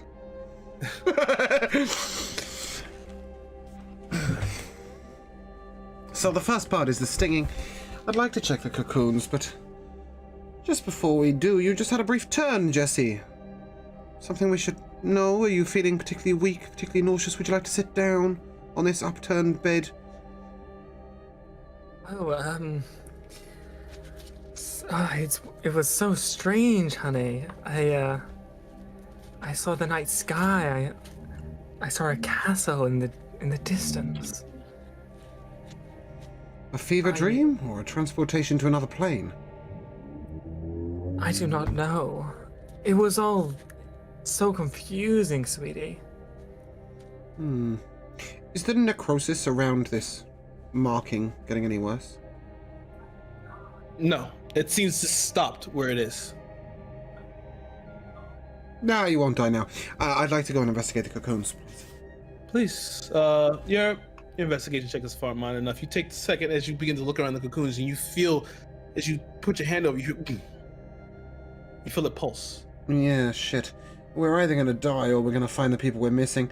I will take my rapier and slice down the first cocoon and leap backwards. As you slice down, it cuts through. You see this murky ichor pour out, slops on the floor. As you see this, it has like a bulbous head with a small beak, but tentacles as it falls to the floor. But you see as it seems to be struggling to breathe before it just seems to pass. Oh shit, take the other 7 as fast as I can. As you cut through each one fast, you see more of them begin to pop out. And finally, the last one, you see one that seems almost closely fully formed. As it comes out, it falls to the ground, begins to try to even grab towards you. But then it also falls to the floor. What's with the tuning fork? You pick it up? Nah, I ain't that stupid. I'll tap it with the rapier. You tap it with the rapier. It gives you a resounding. As you do so, you see the top of the mirror that's floating in arcane majesty. The beginning of it begins to seems to solidify before the sound stops and then breaks. It breaks again. It begins to float. Can I sort of play a little ditty on it with my rapier? Maybe a Please, as you do so, it begins to resound again. The mirror itself, you see it forms fully. And Jethro, as you stand and see before you, an ashen wasteland with a castle it's askew, no return, with a ring around it. The rubble has fallen and adjoined the rest of the ground. You see what looks like was stained glass windows has been shattered and broken, and it's on the floor. You can easily tell that this is meant to go elsewhere. Another dimension, and that's where our lovely little 8 friends are. How much was the Chancellor paying? I believe 10,000 gold. That ain't cutting it. I ain't going to another dimension. No, maybe an investigation must be complete, and secrets are most interesting. And Jesse, what do you sense from this other plane? Do you know it? I don't, darling, but I did warn you that mirrors could be used as transportation. Yes, you said portals. I thought perhaps in your arcane knowledge you might have some memory of other planes. You, Doctor, any information on other planes? I know a fair few, but I'm not sure if this is one I recognize. Would It is can not I one check I if this plane is like anything demonic, for example? Like maybe Give like me maybe a history check. history. Fantastic. Fantastic. I rolled a 2, so I have a 9. Oh shit. It don't take much to really notice as you're looking at this that this place was the site of an old battle here on this plane. Ah. Most interesting. If anyone else was to give me a little history check as well, I'll give you a little. I can do no taste. timey-wimey shit, but I'll give you a 24 history check. That's fine. As you look at it, you simply tap your head. Crazy of me. You realize that this place is known as the Keep of the Red Lord, a king, a dragonborn king, who decided to try and take over the world in a castle that floated in the sky. Here, in this plane of existence. And close to us in location originally? It's not that close. It's very far. Big travels. Yes, you get the feeling. You'll be gone for quite a while. And this mirror, Jesse, it works as a portal? We just step through it? I'm assuming you might need Kira's help to answer that question. Yeah. Yes. Well, perhaps some preparations might be in order before we attempt to traverse another plane. I certainly would like to pick up a healing potion or two in the local store. It's what, 10:30 at night right now. Yeah, it's pretty late. But as you come up, as you sit there and deliberate, Reginald walks up behind you. What the hell happened here? And what the hell is that thing back there? Well, as for what happened in here, we won. As for what that thing is, it was half Sophia, half Cartwright, 9/10 insect. I'm not gonna lie, boss. I've known a lot of strange things happen, and that one's beyond me. Actually, now that it's like dead and in front of us, can I maybe identify like more precisely what kind of thing it is? Give me an investigation check.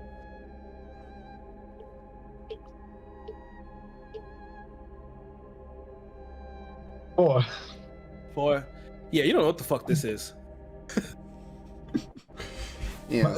My cleric score was clearly not adequate. Yeah, they just said demons are terrible. Just leave them alone. Exercise them when you can. I think, boss, what we do know, however, is that the lady, Esme, and possibly the other missing people are through that swelling portal up there. And we didn't find the corpses of... We found the corpses, sorry, of Sophia and Cartwright downstairs. I've tried to clean up the mess a little bit, as it's quite clear what killed them. It's this bloody thing here. I think it was perhaps stealing parts of their characteristics, part of their personalities, part of their facial features, most certainly perhaps to disguise itself in public. It seemed pretty stupid once it was here, but clearly intelligence is behind it. I would say we're likely to be taking a long walk down a sandy beach to a restaurant that's closed. It's going to be a long walk and a long trip. I don't know how we're getting back. I don't quite know why I'm considering going, but a couple of potions and anything else you can spare to get us prepped for our journey, and I think we should probably take a little rest before we embark upon this new part of the adventure. As you say that, come. And you watch as he snaps his fingers and a guard comes up with a chest. The Chancellor, even though he was beset by himself receiving marriage counseling, he was took him a bit, but he decided to give you this. As he puts the chest down and opens it up, there's 4 greater potions of healing in here, as well as 1 superior. And while Jesse's dying, perhaps he should take the superior. Yeah, except I'm not dying of HP, I'm just dying. Yeah, we don't know how you're dying, but perhaps we should give it to you, or to, actually, no, Doctor, you can heal the rest of us, right? I should be able to, yes. Well, perhaps keeping you alive might be useful. Perhaps you want to take the superior and the rest of us will take the separates. Does that work for you? Yes. Fantastic. Especially, it's consideratory payment for nicking that strange brew you gave me earlier that I completely forgot to use any of the rolls for. Well, that sucks because it only lasts for 1 minute, so... That's fine, but perhaps we might take a short rest, both within and without said game. No, you can take a long rest, actually. Take a long rest. Okay, we'll take a long rest as character and take a short rest within game. I'm going to take one more attempt to find out if Slicer is with us and take a brief moment. So we will be right back, but consider it a couple of minutes. We resume. I will be playing Diego's character sheet, sort of rules as written. It's going to sneak, it's going to attack, and that's about it. Any flavor text that Kira wishes to add, he's more than welcome to, but we're just going to count him as AWOL. And during the long rest, the reason why we've had a little moment to break there is to adjust a couple of spells. Some of us perhaps would take different spells with us into another dimension or another plane of existence or another area of humanity or a strange swirling castle in a mirror than we would to make an investigation of some servants. So, we continue. As you guys finally take the time to... And I'll give a long rest just for the simple fact that it's only been a few hours, it hasn't been 8 hours. Took the time to adjust yourselves and steel your will. Ready to go into this area.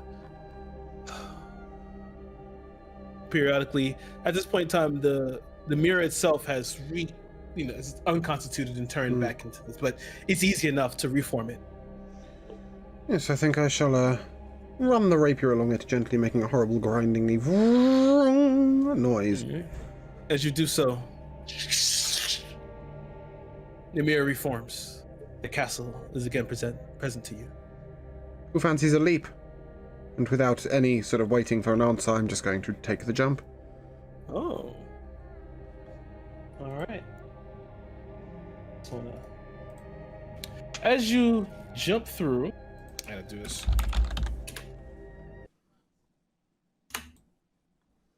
As you jump through the mirror, you expected, a little trepidatiously at first, but you expected maybe you feel glass or anything, but you swim through. Your stomach sinks. You feel it. You feel your heart in your throat. Your stomach swims. As you finally come down, you see yourself passing through, as if you're just in fast forward motion. Passing through. You feel the wind at your face, and finally, you land. And as you need to peer up, you look around and you see beautiful, beautiful marble that lines through the walls. And as you look up, see around, you hear the chanting of a voice. But presented before you is a pathway straight ahead. Is there a rock or anything nearby? Anything raised from the ground whatsoever? Easy enough. You find a rock. Yeah, I'll sit on the rock and swig the whiskey and wait. All right. You've just seen Jethro jump through as it billowed out, as if a droplet into water, and then resetting itself. Jesse. Doctor. I turn to the doctor and I say, "Well, darling, it's now or never." And I very cautiously go through. As you begin to cautiously step through, you watch Diego just trust falls into as he jumps through before you. And as you trepidatiously go through and enter in, you feel that same feeling. You can feel the heart in your throat. But you finally land over as you see Jethro on the side, drinking his whiskey as he waits, and Diego checking his weapons. Doctor, you're the only one left on the other side. I close my eyes and I kind of just put my hand through and I walk in very slowly. Oh, Joe, you're such a disappointment. I was waiting for you to turn around and go, I walk off. Just, nope. As you begin to put your hand through it, it's like you put your hand in a bucket of ice.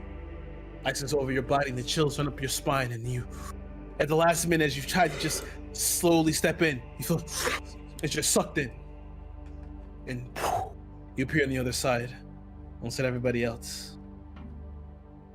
Diego turns. So you finally decided to join us. It's about time I got bored waiting.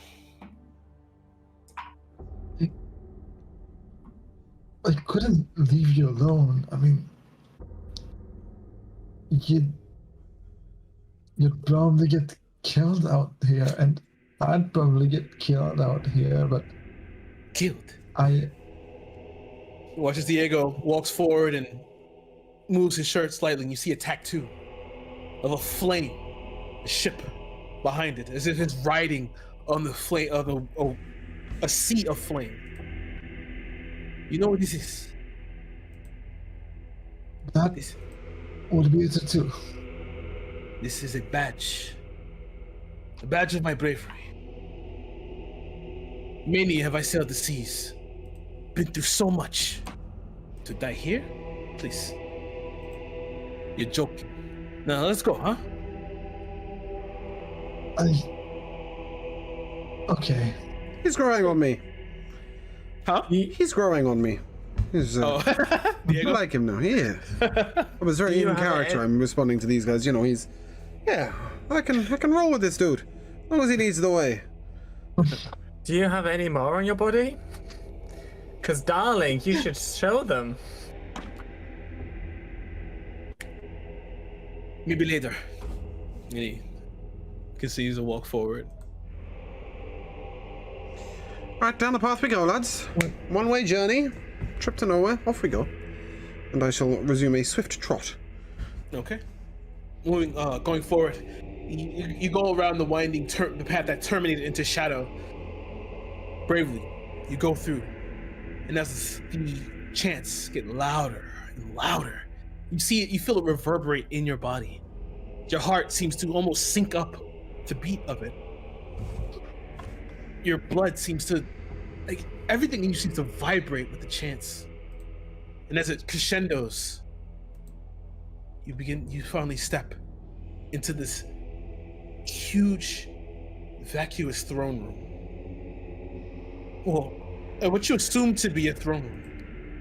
The marble is paved, but you can see pillars, 6 pillars, that form the foundation, that lead toward the entrance. Each pillar itself surrounded and dotted with iron sconces that have purple flames that flicker. And directly forward, almost as a chorus, a choir of sorrow. You see, standing in front, clothed in this red robe, hands extended upwards as a golden box sits in the fingertips of the one chanting. You see a large mirror, an amalgamation of other mirrors form it. And you see around it 8 people. And as you look closely, you see their arms, their bodies sunken into the stone. Their eyes, the stone is cast over their eyes. As you see them beginning to, as they're writhing and moving around, struggling, though it's futile.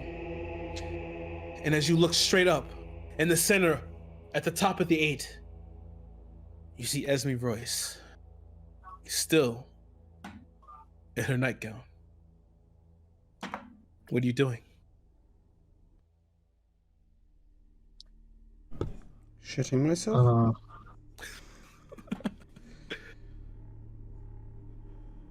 I Jesse, mean, there's. Joel, take the lead. Sorry, Hebroth, take the lead. No answers here. It looks like there's some sort of ritual taking place, and a ritual in a place like this can't be good, so we should probably interrupt it, maybe. You hear the chants as this another, "O Usurper, the one who walks through mirrors, come forth. I grant you these offerings. I have slain the children. Please, grant me. Come forth." Can I roll to know what is the Usurper? Certainly. Give me a religion check, please. At 26. 26. Beautiful, Doctor. You know the Usurper is also a nickname for Ezrakith. He is the one that, also known as the Walking King. He walks between mirrors, and a little bit of his brief past is that he was the one who helped old Archmage create what's called the Black City. The Archmage would take other mages, put them into the mirror so that Ezrakith could eat them. And that he formed his own castle in the Astral Sea. How far back was it to the mirror back home? Quite far. Okay. I'm gonna do something stupid. Ooh, wonderful. I'm glad it's not me. Right, on you go. Knowing that this is really bad and that this should be interrupted immediately, I chug down the potion of boldness that I made Quickly. and I'm running towards the chanter person, and I'm trying to like tackle him and the box out of his hand. Oh, okay. Go, gadget. Give me an athletics roll, please. 10.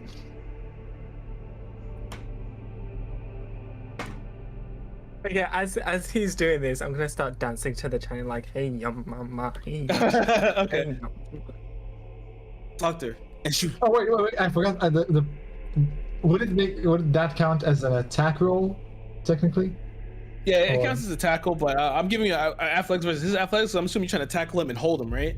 I think he's asking if he can use his Yeah, potion. and mainly just get the box out of his hands. Okay. Yeah, but your athletics was 10, right? You rolled a 10? Yeah. That's fine. Okay, don't worry. As you dash forward, your feet resounding loudly, you continue to run forward. You watch as he stands up and turns around. Jethro, you know this man. You know him Sick. to be Caldron. the sight of your mentor. And it's something I want to get a hold of. How do you feel in this moment? Lost. It's been years since I knew Caldron, and since he looked after me as a boy. I believed him dead.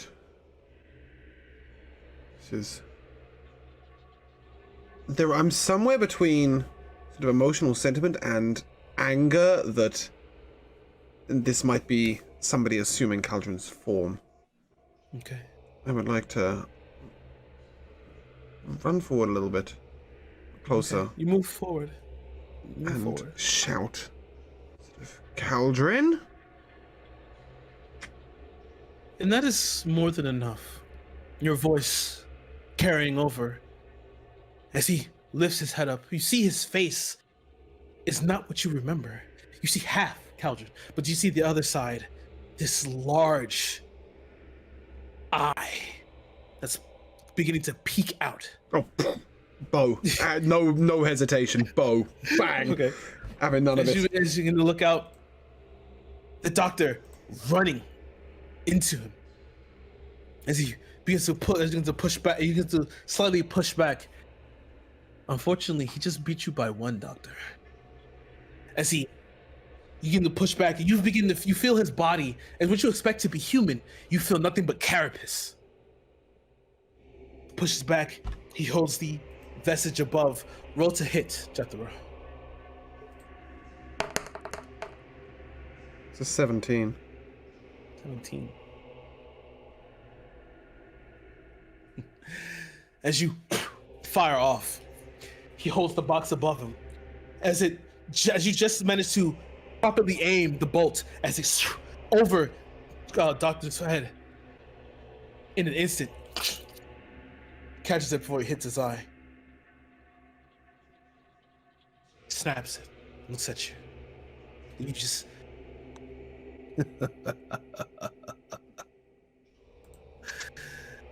it is too late to stop this. It's a good time to use the friends cantrip.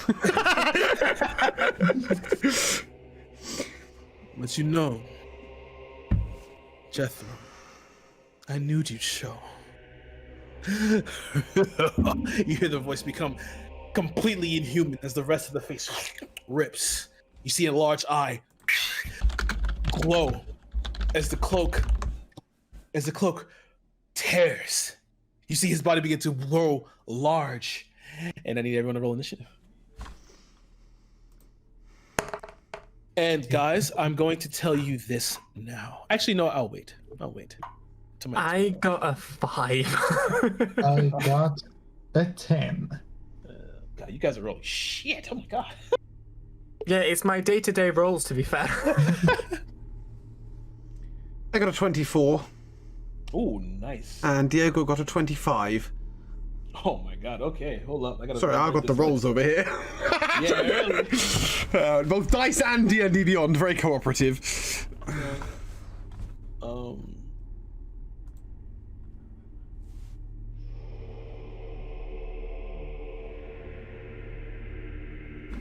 I'm sorry. Who had the 10? That was me. Okay. No, I had the 5, never mind. Oh, you had the 5. Okay. I don't know why I'm lying to you. How dare you? Okay. And my dog is falling back to sleep. Let's do this. Let's go, lesbians, let's go.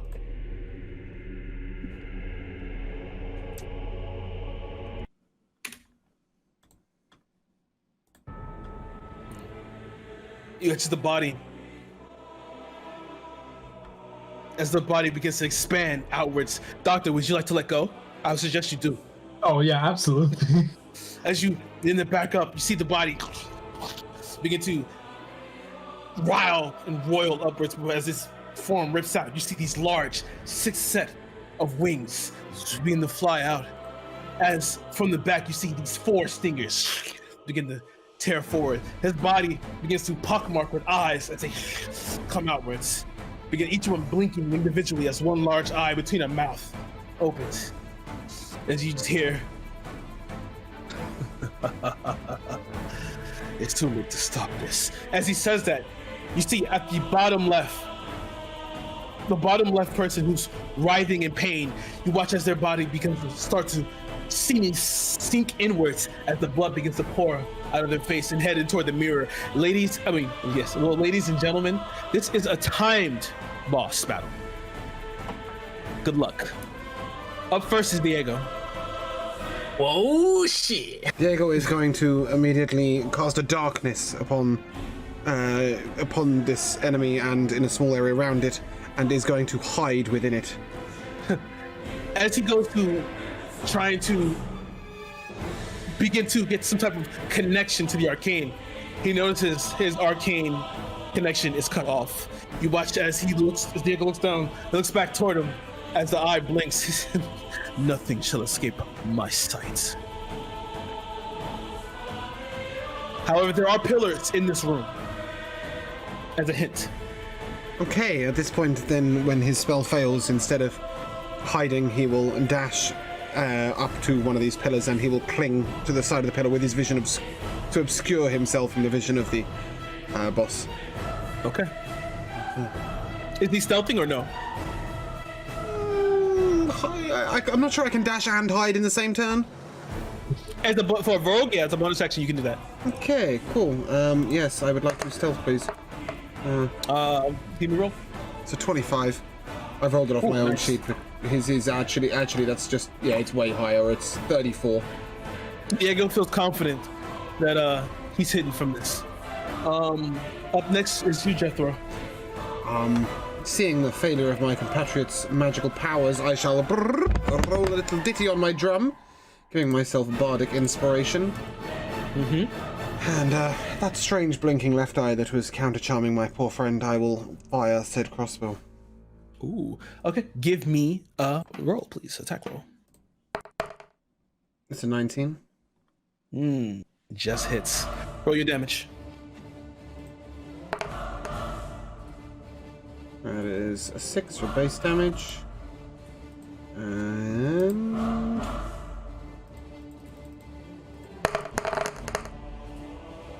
that's a 22 total damage. Ooh.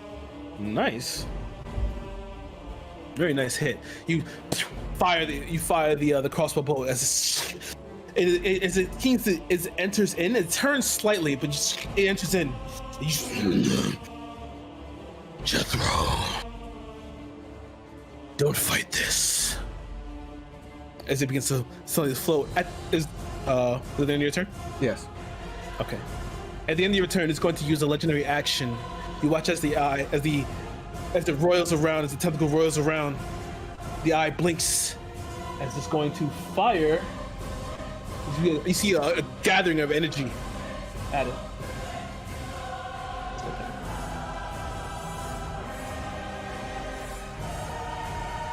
You in danger, girl. It's going to fire this beam at you, Jethro, actually. I need you to make a dexterity saving throw. For 27. Nice. I was like, please say anything other than just say dex, just say dex. As the beam fires outwards, you feel, for just a split second, you felt yourself die. Before you finally begin to, are you moving at all? I'll flip to the right. All right, you get to the side, you get to the right as you feel your heart it's in palpitations.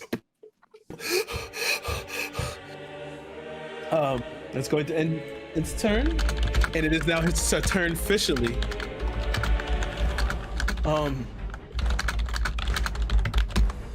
You watch as it moves forward. As he moves forward, you see the stingers rile up as they fire outwards. 3 stingers firing out. One towards you, Jesse. One toward Diego. Oh, Diego's hitting. One toward Jesse, and then one toward brother. You weren't hiding on your action, so it's going to fire at you too, as well, Jethro. Yeah, no hiding. I do hiding. I'm not a rogue. Okay. I have no hiding ability whatsoever. So, This is for you, Jesse. Oh, that hits. That's +8 to hit. What's right? It's 8. It was 18 to hit. Yeah, that hits. You take 12 points of piercing damage, and I need you to make a Constitution saving throw. Oh shit, the last time you made one of those, you were necrotificated.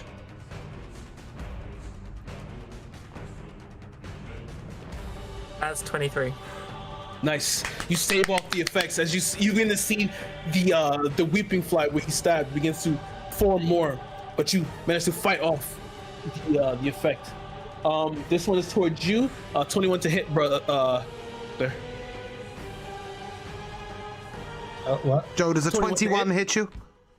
Oh, yeah. Just I wasn't sure that it was. Okay. 21 definitely hits. Okay. Ooh, damn, he rolled really well. You take 21 points of piercing damage, and I need you to make a Constitution saving throw. Cool. A Constitution saving throw. That would be a 3. A A 3. 4 actually, but A 4. No. At the place where you're stabbed, you feel that your skin becomes black and necrotic, but you see the beginning of the weeping fly in your shoulder. And now for you, Jethro. He actually missed. He rolled a natural 1 on that one. Sick. So the stinger fires out, and you dive to the side as it tears into the pillar, and the marble goes flying. That's going to currently end his turn.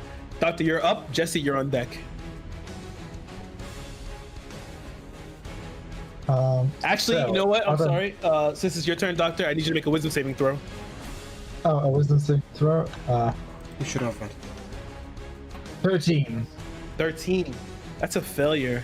As you Do you want to borrow my to- dice, Joe? As you begin to prepare yourself, your mind goes blank. You go into a similar catatonic state that Jesse went into. You're stunned for this turn. As you see the astral sea and the castle moving closer. Dude, not the cleric. Apparently, yes, the cleric, because the dice refused to We're come screwed. up. I literally have like +10 on my wisdom saving throw. Jesse, it's your go. Okay, I am going to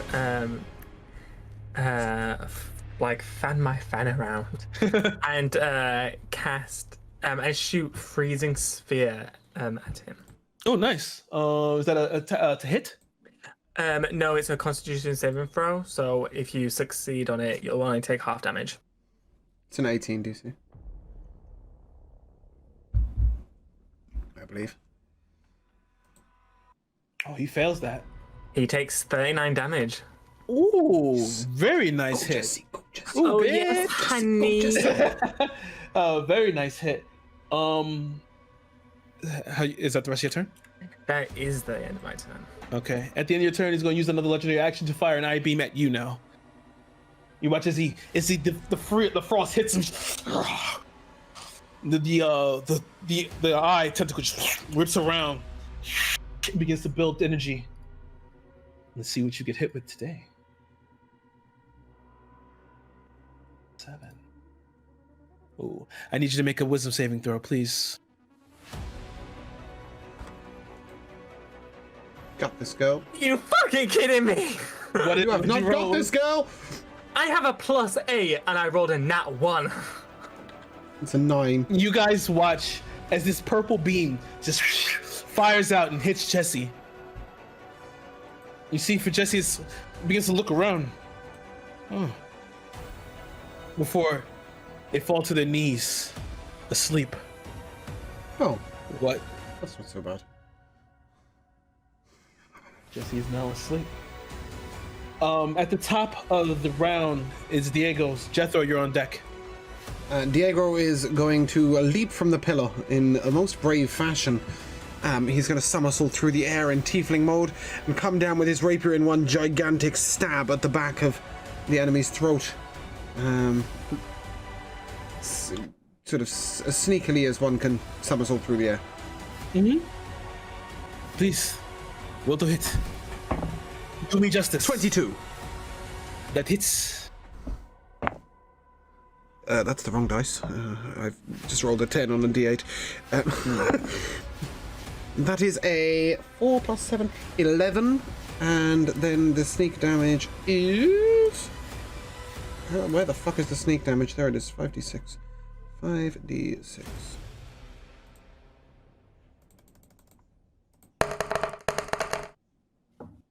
$16. Ooh, nice hit. Diego dexterously flies through the air as he comes down. He has another hit, yeah? He does. He's going to withdraw his rapier and stab it down again. Okay. That is a... He was distracted by his somersaulting. That's a 13 to hit. Oh, yeah, that whiffs. Yeah, so you watch as he comes down, stabs to the back as you hear another unearthly roar outwards as the he manages to actually pierce the carapace, and a little bit of like green ichor begins to pour out as he comes through, and he goes to stab again, but the Caldron turns around. The Weeping Fly King slapping him with the with his tentacle eye. As he begins to fly backwards, what does Diego do with the rest of his turn? Diego is going to use the momentum of that to use the remainder of his movement speed and disengage to get as far back as he can, preferably behind a pillar if he can find one. Okay.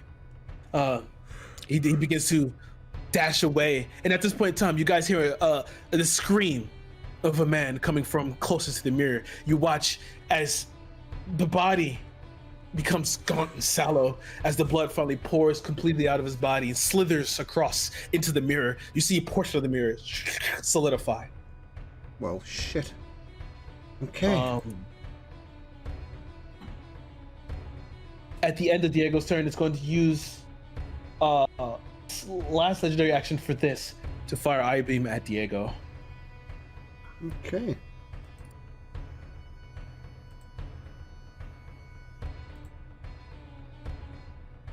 He needs to make a wisdom saving throw. A wisdom saving throw? Mm-hmm. That's an 11. 11. As he begins to flip away and begin to run around the pillar, he's struck slightly by the beam as it just dashes across the pillar. He hits as he goes behind the pillar, he kind of, maybe I don't want to fight that after all. And he puts his rapiers away. He's currently charmed. Jethro, it's your go.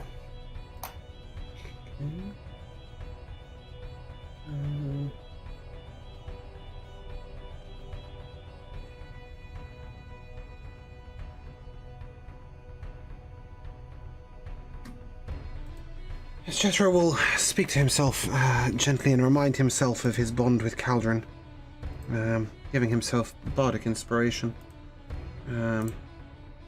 And at this point, he will cast. What is this called? Programmed illusion. A version of Jethro stands in front of Jethro, sort of holding the crossbow up as if he's going to fire. At any, it's programmed that at any point where he is targeted by an ability or an attack from the boss, it will fire the crossbow. And if it is hit by the ability or enemy, it will fall to the ground.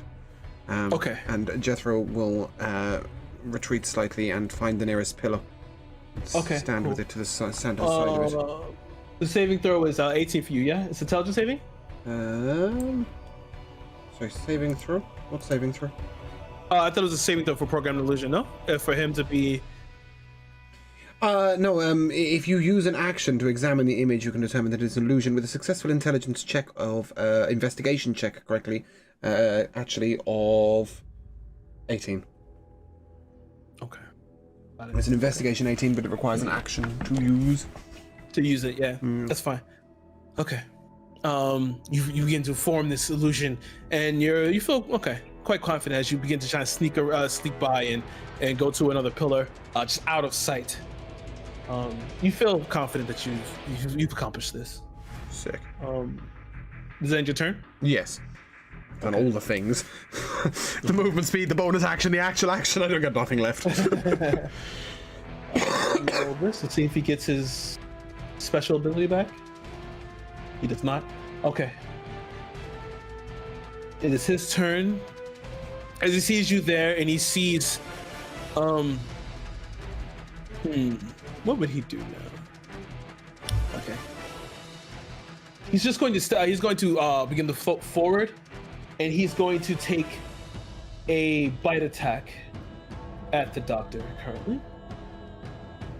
Which he tries to seek his fangs into him. Tasty. That's 20 to hit. Doctor. Okay. You take 14 points of piercing damage as he kind of like, even though he's large, you're surprised about how quick he is as he moves around and bites into you, tearing into your flesh. You feel like these sawing teeth.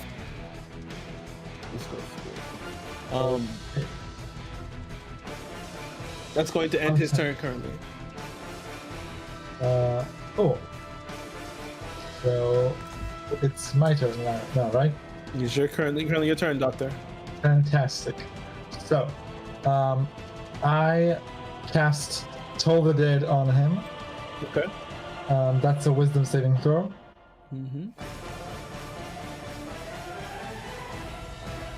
That's a natural 20 for him. Oh, god damn it. Okay, fine. Then I'll cast Spiritual Weapon. Okay, you're gonna cast spiritual weapon. What does it look like? Just a really large and elaborate scalpel. Okay, cool. That is cool. I'm gonna cast it at 4th level, so that's and that's a 25. Does a 25 hit? Yes, it does. Fantastic. Then that will be 15 damage. Nice, good hit. 15 damage as you just begin to try and tear through his carapace. You see some cuts and abrasions. You guys at least know you are doing damage to him. Very well. Jesse, unfortunately, is still sleeping. Yeah, no one wanted to wake me up. I don't know how to. Jesse is still sleeping. It takes an action to wake him up. You wake him up. You have to like push him or some shit. Oh, okay.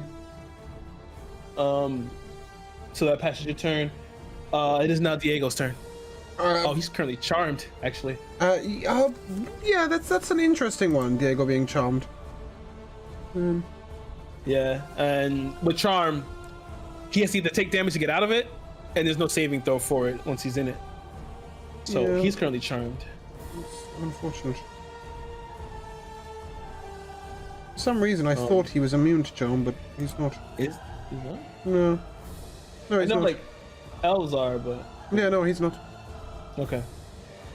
At the end of Diego's turn, another scream resounds as another of the captured die, and the blood pours into the mirror, solidifying further. Jethro, it's your go. I'd like to use an unseen servant to shove Jesse in the side of the head Okay. as hard as possible, and then I'd like to shoot my crossbow at Diego. Oh, okay. Give me a roll to hit for Diego, and the unseen servant. Yeah, I'll let that rock. That's fine. So fuck me. What is with his armor? It's a 16. No, you watch as he's like kind of slightly swaying, and as he kind of gains back. You're assuming it may be a little bit of like residual his own dexterous ability just saving him as he just does back, and the bow lands in the side off room. I should have used my bloody bardic inspiration. Yep. Okay. We're good. Okay. We'll throw. At the end of your turn, having gotten its actions back, it is going to. Oh, first I had to do this. That's alright though, because I just totally used a spell. I forgot that Unseen Seven's not a cantrip for me, so I just totally used a spell and attack in the same turn. So it's a good job the attack did nothing. I just let it rock. Yeah, well, I just completely forgot. So you watch as the tails that he have, the spines regrow Jesse, as you're awakened, he's gonna fire two, one at you and then one at the doctor. Leave the body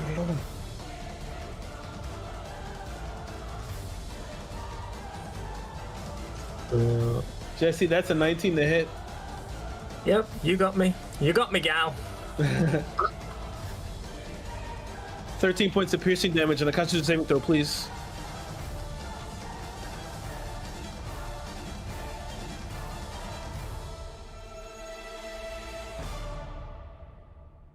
An 8. An 8. Yes. Stabs into you. As that familiar feeling comes over you as you see the second half of the Weeping Fly has formed. Well, not the second half, but it's getting down to the thorax. He pulls out the stinger as he goes to strike towards you, Doctor. When he rolled a natural 1, so it misses for you. As it just you dodge to the side as it lands, and he pulls it back. That ends his turn. Doctor, you're up. Jesse, you're on deck.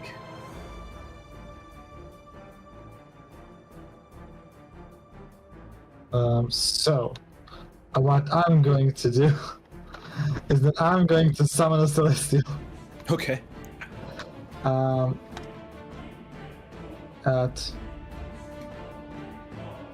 Okay. So, how do I keep track of this now? I believe it goes. I think you have to, when it comes in, you have to roll an initiative for it. I think. I don't see it written here. No, it shares my initiative count. It says okay, so yeah. But it takes its turn immediately after mine. Okay, cool. All right. So, cool. So with that, I'm gonna cast. I'm gonna cast. Let's see.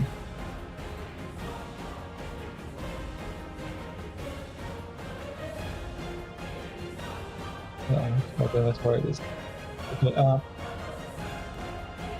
I'm gonna cast another spiritual weapon. Okay.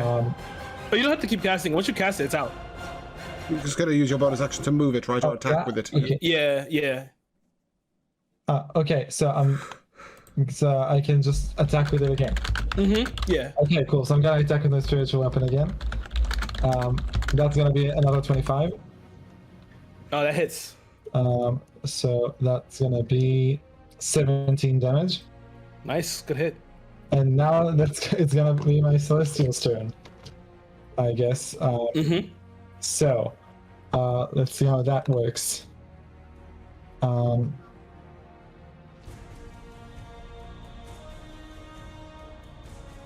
So it can make 3 attacks per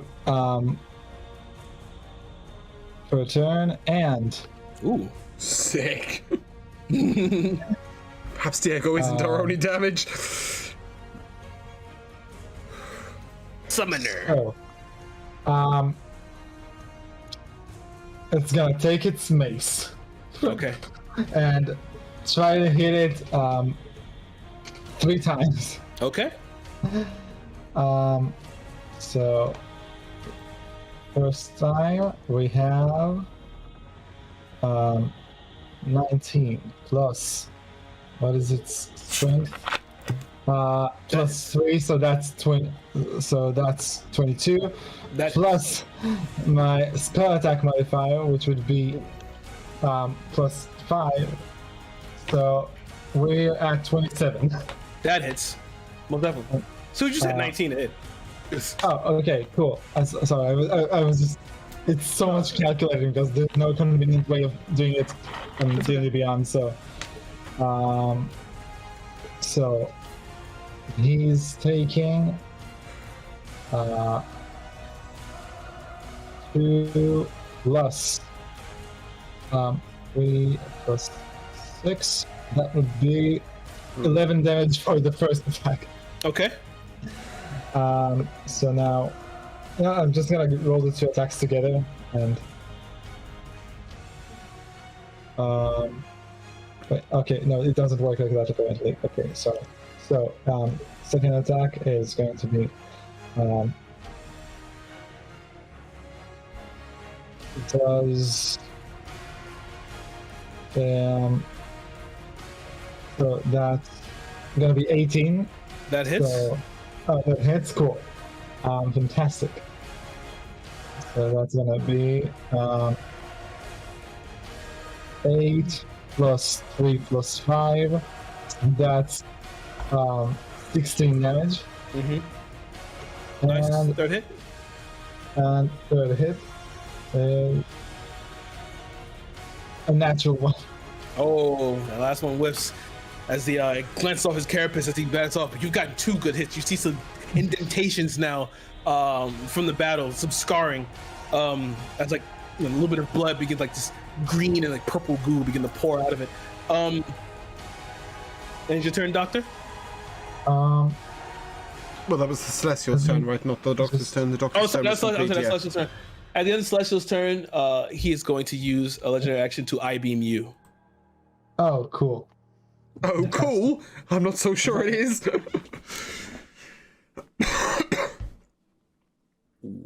Okay. I need you to make a DC 17 dexterity save. Oh, I have like 0 in dexterity, so that's a lot of luck here. That's a 12. I pray for you.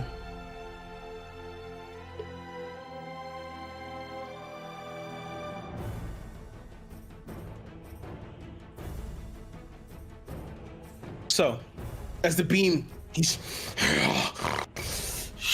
the beam fires, this black necrotic beam, as it fires downwards, striking into you, Doctor. You feel your soul almost leave your body as you take 63 points of necrotic damage as it strikes into you. Cool. So, I'm dead. No! I mean, not yet. But Can I just ask very briefly, was that a crit, Kira? It was not a crit. Shit. You're fucked. Good luck, Doctor. And that also means that my Celestial goes away because it's a concentration-based spell, so Yeah. we're like extra fucked. That was the end of that. Jesse, it's your go. Hey, I need you to make a dex saving throw. Okay.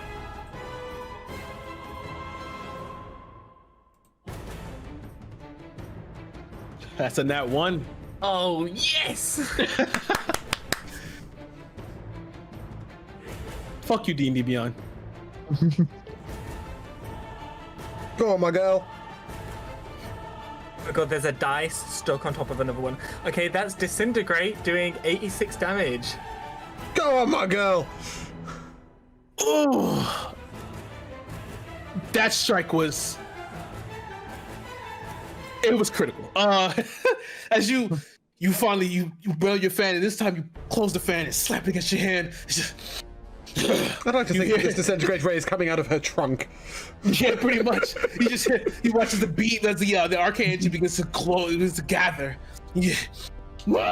As you trumpet outwards, and the beam fires. It hits him, you hear as he begins to scream and yell. "Argh!" As you see now, half of his body with that ray is torn asunder.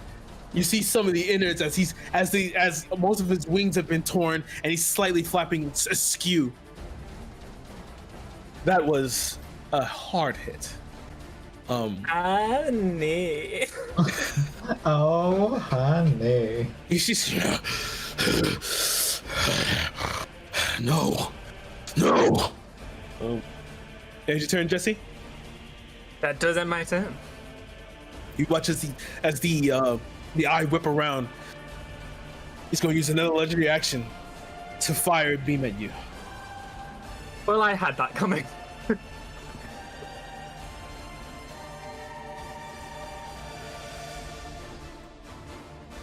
I need you to make a dexterity saving throw.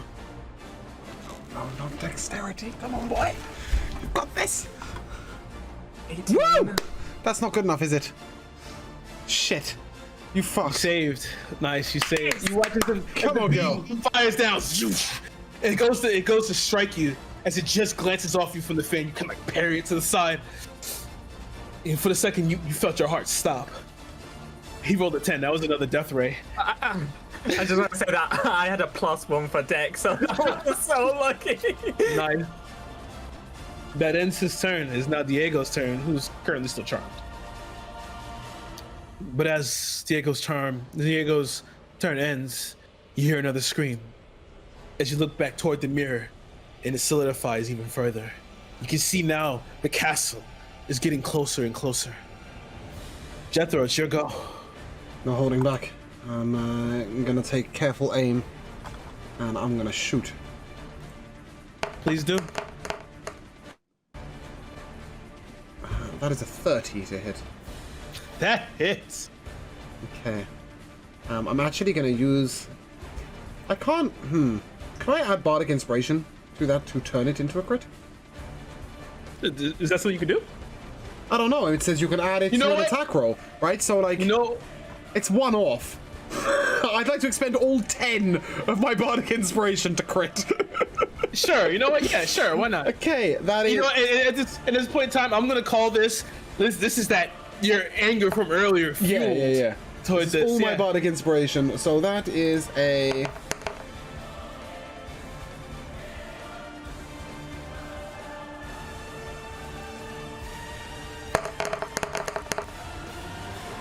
That's 38 damage.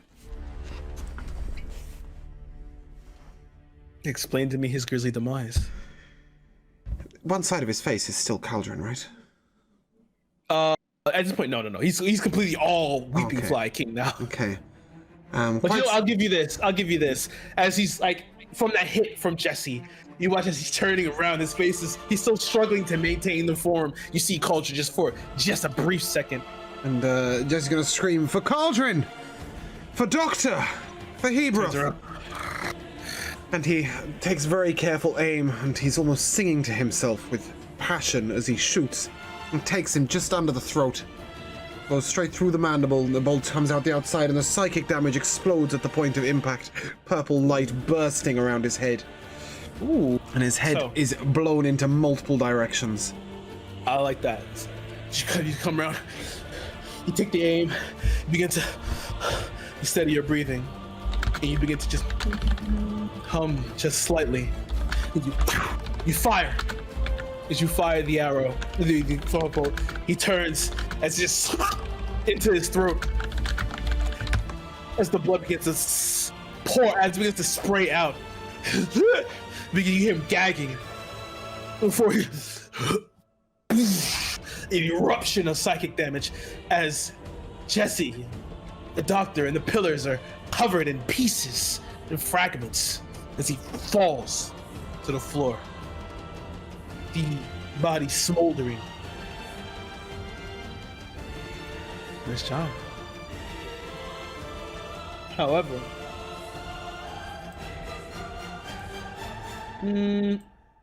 sorry. At this point, you see now, as the body's sitting there smoldering from the psychic damage, even though it wouldn't really smolder, but whatever, I like that anyway. Yeah, I like that. You see a dull glow inside of his body as the golden box he was holding is pulsing in rhythm with the mirror. You hear another scream as the blood pours into the mirror and continues to solidify. What is everyone doing? I'm dead. There you go. Oh, you're dead? You're down? Yeah, he down. I mean, like I'm down. Like I have no HP. You have death that's saving trying throws, to- though, right? Yeah. Yeah. So Actually, no. no. He got hit with the death You ray. got hit with the death ray. He dead. All right. Okay. Oh, I'm dead. You got Oh, dead. cool. Don't worry, we'll get you later. Diego's still charmed. He is still charmed. Yes. Brilliant. Jesse, you got a plan? I am currently like over the doctor's body. No! Shit, someone's got to do something. I'd like to go up to this box and take a very close look. Please give me an investigation check. 27. Is the music playing? I can't hear it. No, it stopped. Okay. As you're poring over the box and looking at it, you begin to see around it at its corners, you see runic equations. You dabble in the arcane, but this may not be too familiar to you. But you do see runic equations. As you see them, as you look closely at it, you see that they're turning and moving in the corners. And the box itself has like a dull, low hum, akin with the mirror. I'll take my loot, and I will find the most discordant note possible to this hum, and I will strum with all my might and encourage Jesse to do something with the fucking box. Give me a performance check. Okay, I'll like stand up from the doctor's body and walk over to where Jethro is. It's a 21. And like 21. Okay. and see the box. Okay. As you put it down and begin to play the lute, you watch as the box kind of like maneuvers slightly, and as it opens, you see there is a purple gem in the center as it continues to glow. Another scream as you see the blood travel across into the mirror.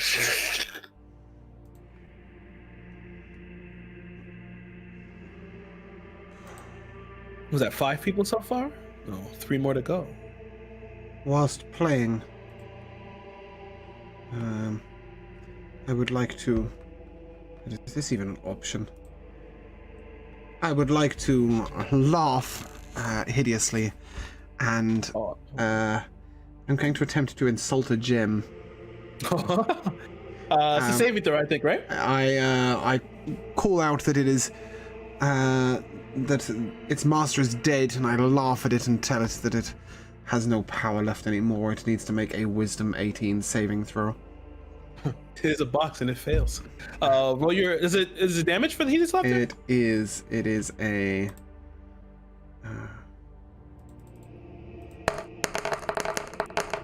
It is 10 psychic damage. You sit there, you just yell obscenities at it as you just watch it. You take the second to look, and you just a tiny crack in the gem. It's the only thing I could do to do damage while still strumming said lute. I feel like playing discordant notes is important. It's a thrumming in tune, you know. Jesse, you got something a bit more powerful?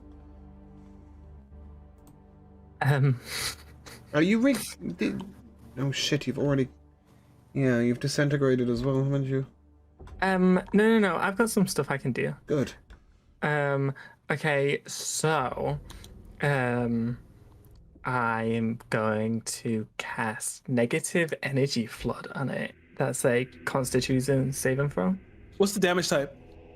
Oh fuck. It's necrotic. Oh, perfect. Fuck. Probably gonna empower it now. Yeah. It succeeds. But as you fire it, you watch it absorbs it. The gem reforms, looking stronger than before. Okay, I would like to run over and shoot fucking Diego in the face. Like, okay. Point blank range, okay? Like, with the crossbow. Just, like, no, like, literally, straight in the fucking forehead. Okay, you can't miss. Yeah, roll damage. Yep, I'm perfectly fine with this.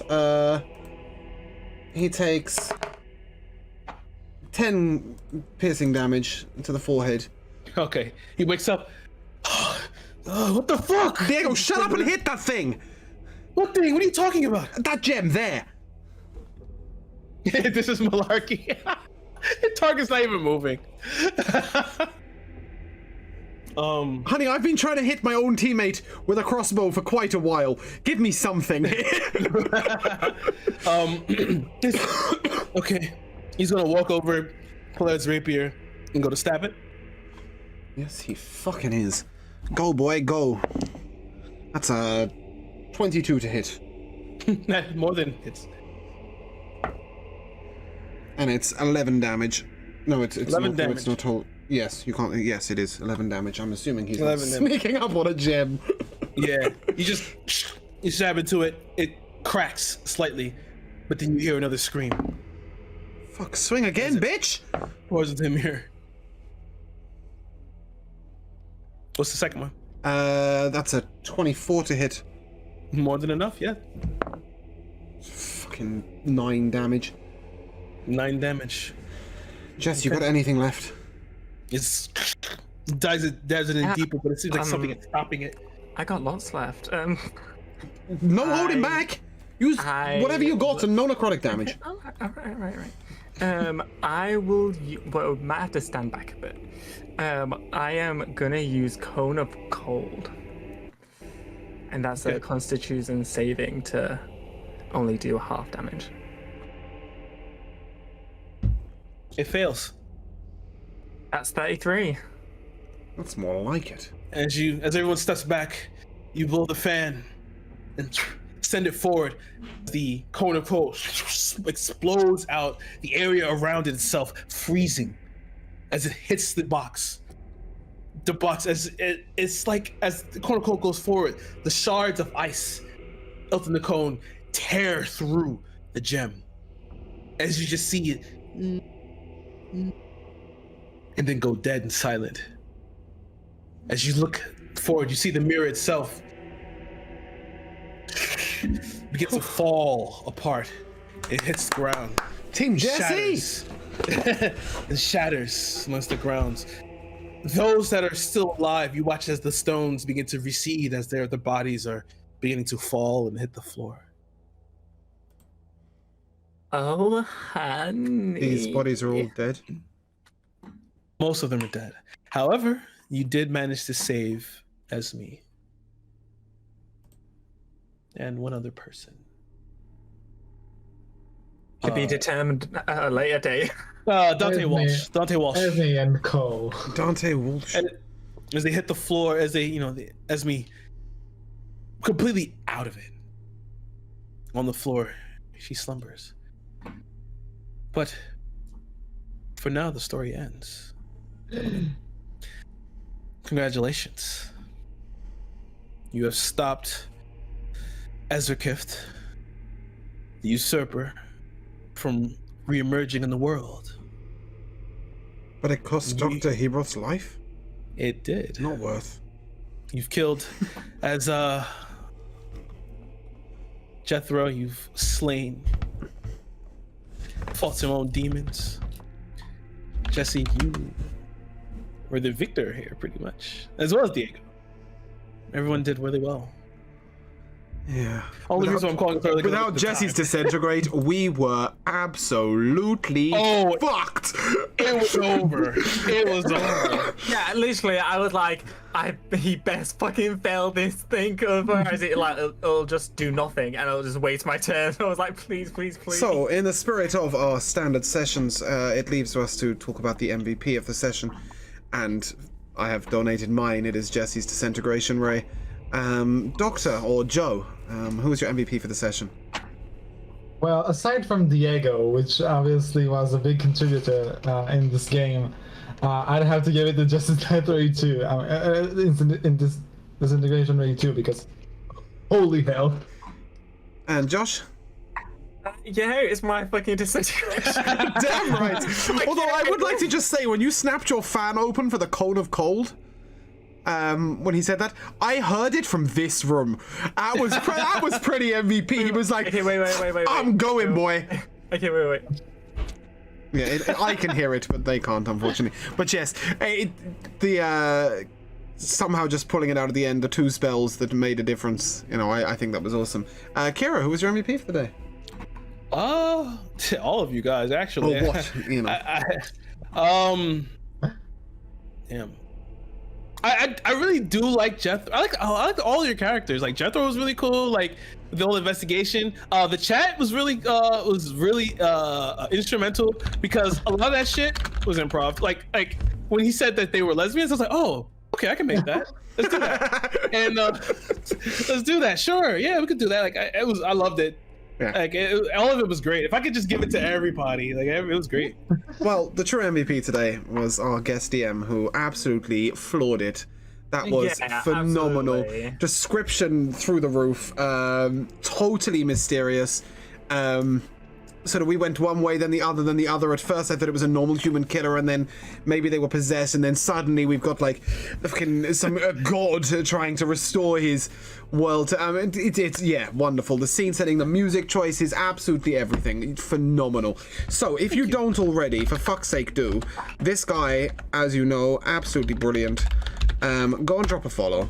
Go and watch Kira. Also, should you wish to see more of the wonderful Kira, otherwise known as Lucius, and more of Josh, then please come along to Drathnor Keep, which is on a Thursday evening, 6:30 p.m. EST, and it is a campaign in which they are both players, and myself and the DM. Unfortunately, Diego had Slicer had some personal issues today. However, if you do wish to see him in action and a lot more of him, then you can come along on Tuesday for our Good Sagravia campaign, which is at 7 p.m. EST. And if you want to see more of Joe, then beg him really nicely, because he's on a later schedule and can't make it to the regular campaigns. But he comes along to one-shots, and you've been wonderful every time. You're such a joy to have along. Such a character. So thank you so much, guys. We are going to drop a raid. But first of all, to the players, to our wonderful guest DM, thank you so much for being here.